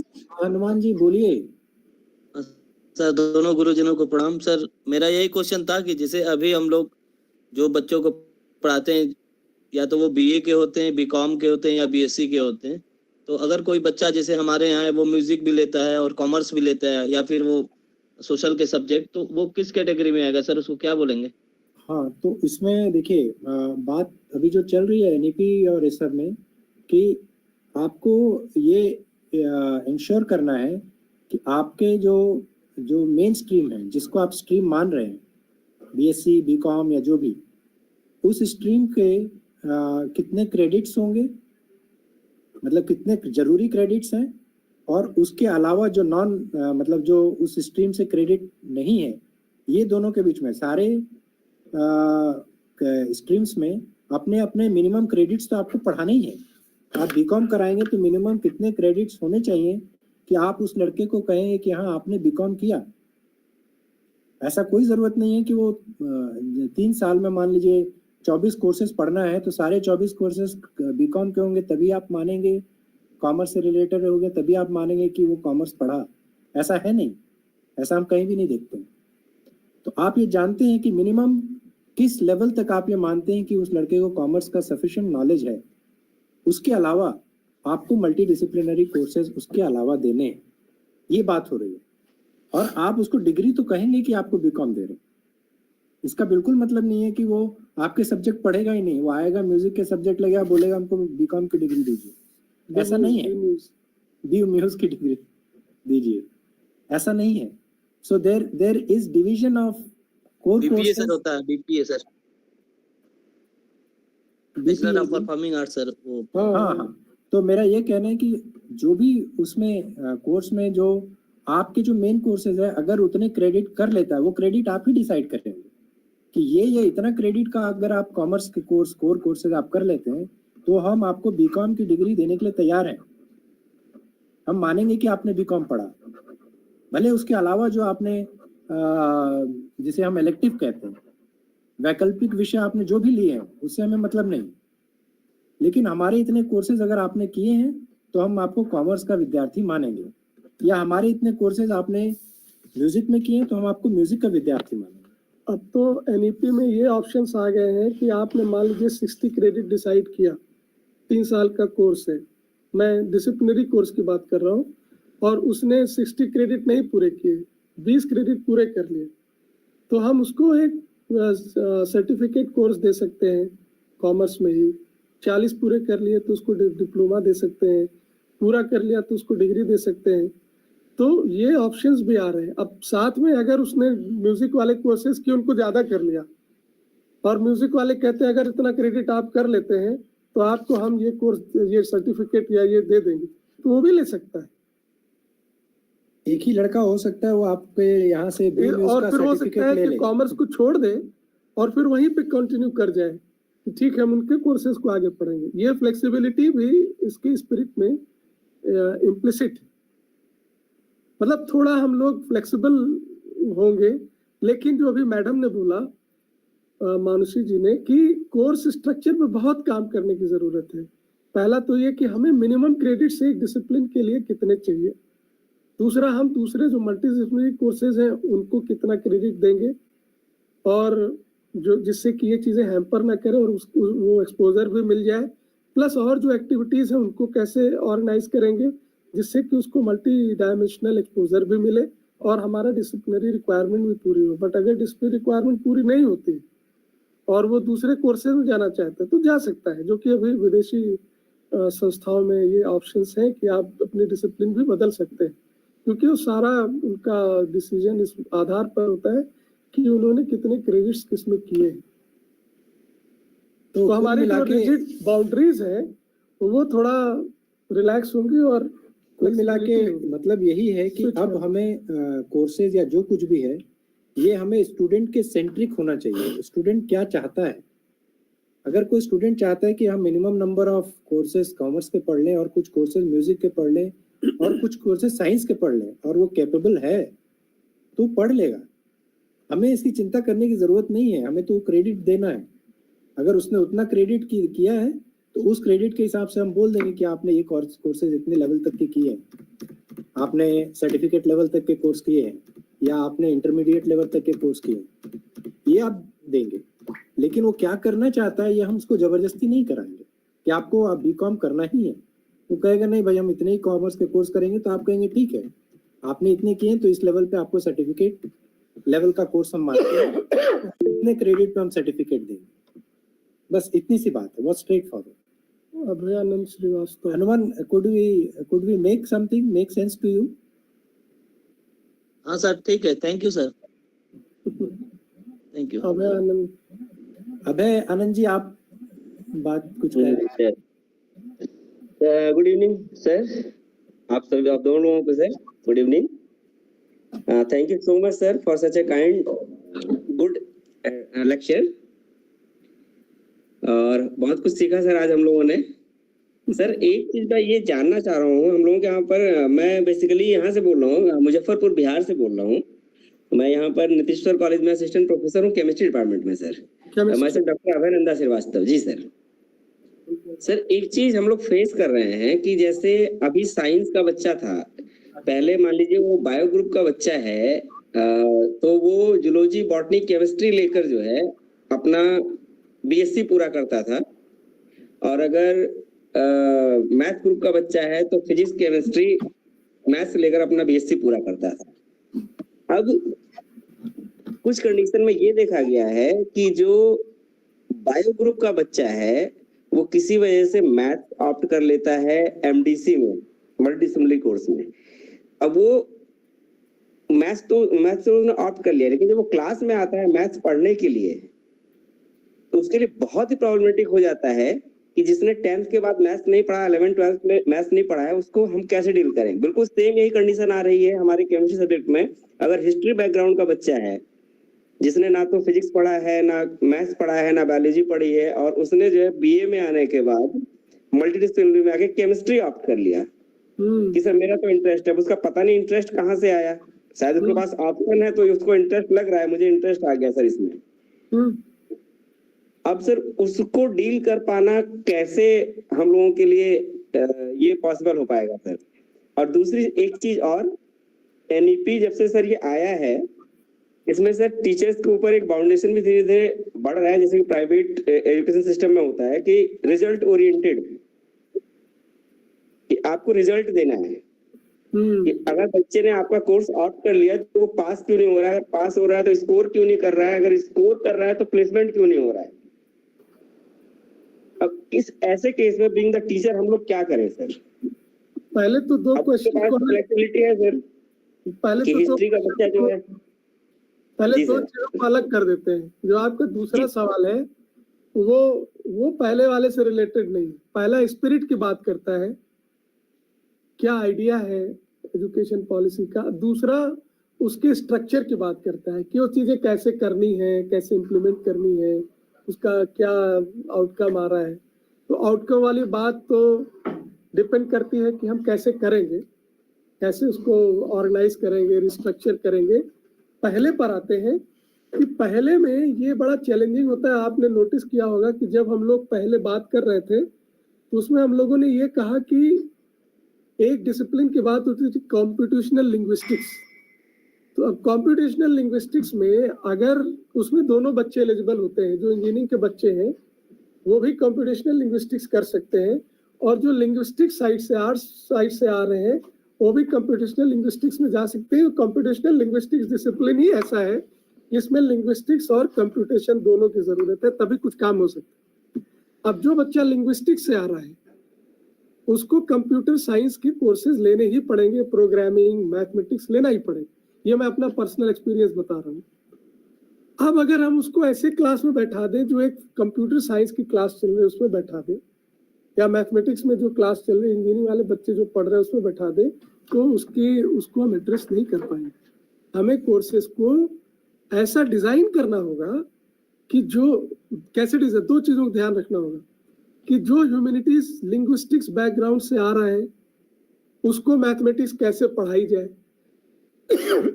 उस कहाँ तक वो मैथमेटिक्स जानता है वहां से हम शुरू करें। वो हमें समझना होगा, एसेस करना होगा, वहां से शुरू कर पाए। दूसरा, कंप्यूटेशनल लिंग्विस्टिक्स के लिए कहाँ तक उसको बताना है। अब हम ऐसा ना हो कि मैथमेटिक्स पढ़ाए तो पढ़ाते ही चले जाए, तो उसके स्तर को समझें, वहां से शुरू करें और वहां तक लाए जितना उसको बताना है। प्रोग्रामिंग में भी यही चीज है कि हम उसको देखें कि वो कितना समझता है। मतलब अब ये कोर्स स्पेशली अलग से डिजाइन हो रहा है ऐसे बच्चों के लिए जो ह्यूमैनिटीज बैकग्राउंड से आ रहे हैं, कहाँ तक की प्रोग्रामिंग की वो जानते हैं या बेसिस जानते हैं, उससे लेकर के उनको वहां तक लाना है जिससे वो कंप्यूटेशनल लिंग्विस्टिक्स में जो कोडिंग और सब करना वो कर पाए। अब दूसरे प्रॉब्लम पे आते हैं, कंप्यूटर साइंस वाला अकॉर्डिंग टू दी जो अभी देवेंद्र जी ने कहा, स्टूडेंट सेंट्रिक करना पड़ेगा। ऐसा हम नहीं कर सकते हैं कि हम कोर्स सेंट्रिक कर रहे हैं, हम कोर्स चला रहे हैं, आप आइए पढ़ लीजिए, इससे बात नहीं बनने वाली। थोड़ा इसमें बहुत सारी एक्सरसाइज की जरूरत है, और दूसरे को हम लोग एड्रेस नहीं कर सकते। दूसरा वाला एजुकेशनल गवर्नेंस में आ जाता है, कॉर्पोरेट मैनेजमेंट में आ जाता है, वो मैनेजमेंट के इश्यूज हैं, उसमें हम लोग एनईपी की जो स्पिरिट है उसको वहां नहीं कर सकते, वो अलग इशू ही है, तो आप भी समझ रहे हैं, उसमें हम लोग कुछ कह नहीं सकते। जी sir, thank you so much sir, thank you so much. Welcome. और कोई सवाल है या कोई कमेंट्स, कोई हम लोग के लिए जो आप जरूरी समझते हैं?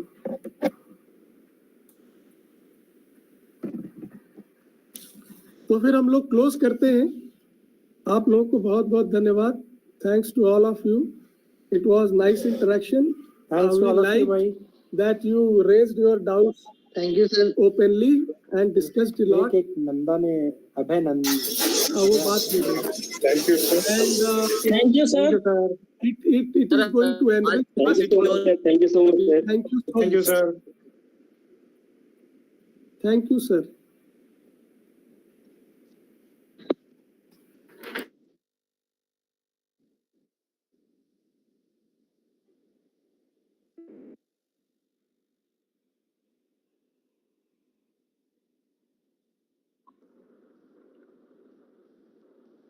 सर कोई फॉर्म नहीं ना फिल करने के लिए इस समय?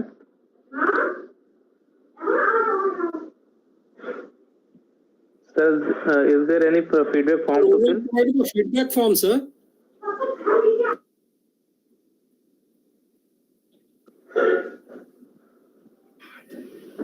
there is any feedback form. So please share that link.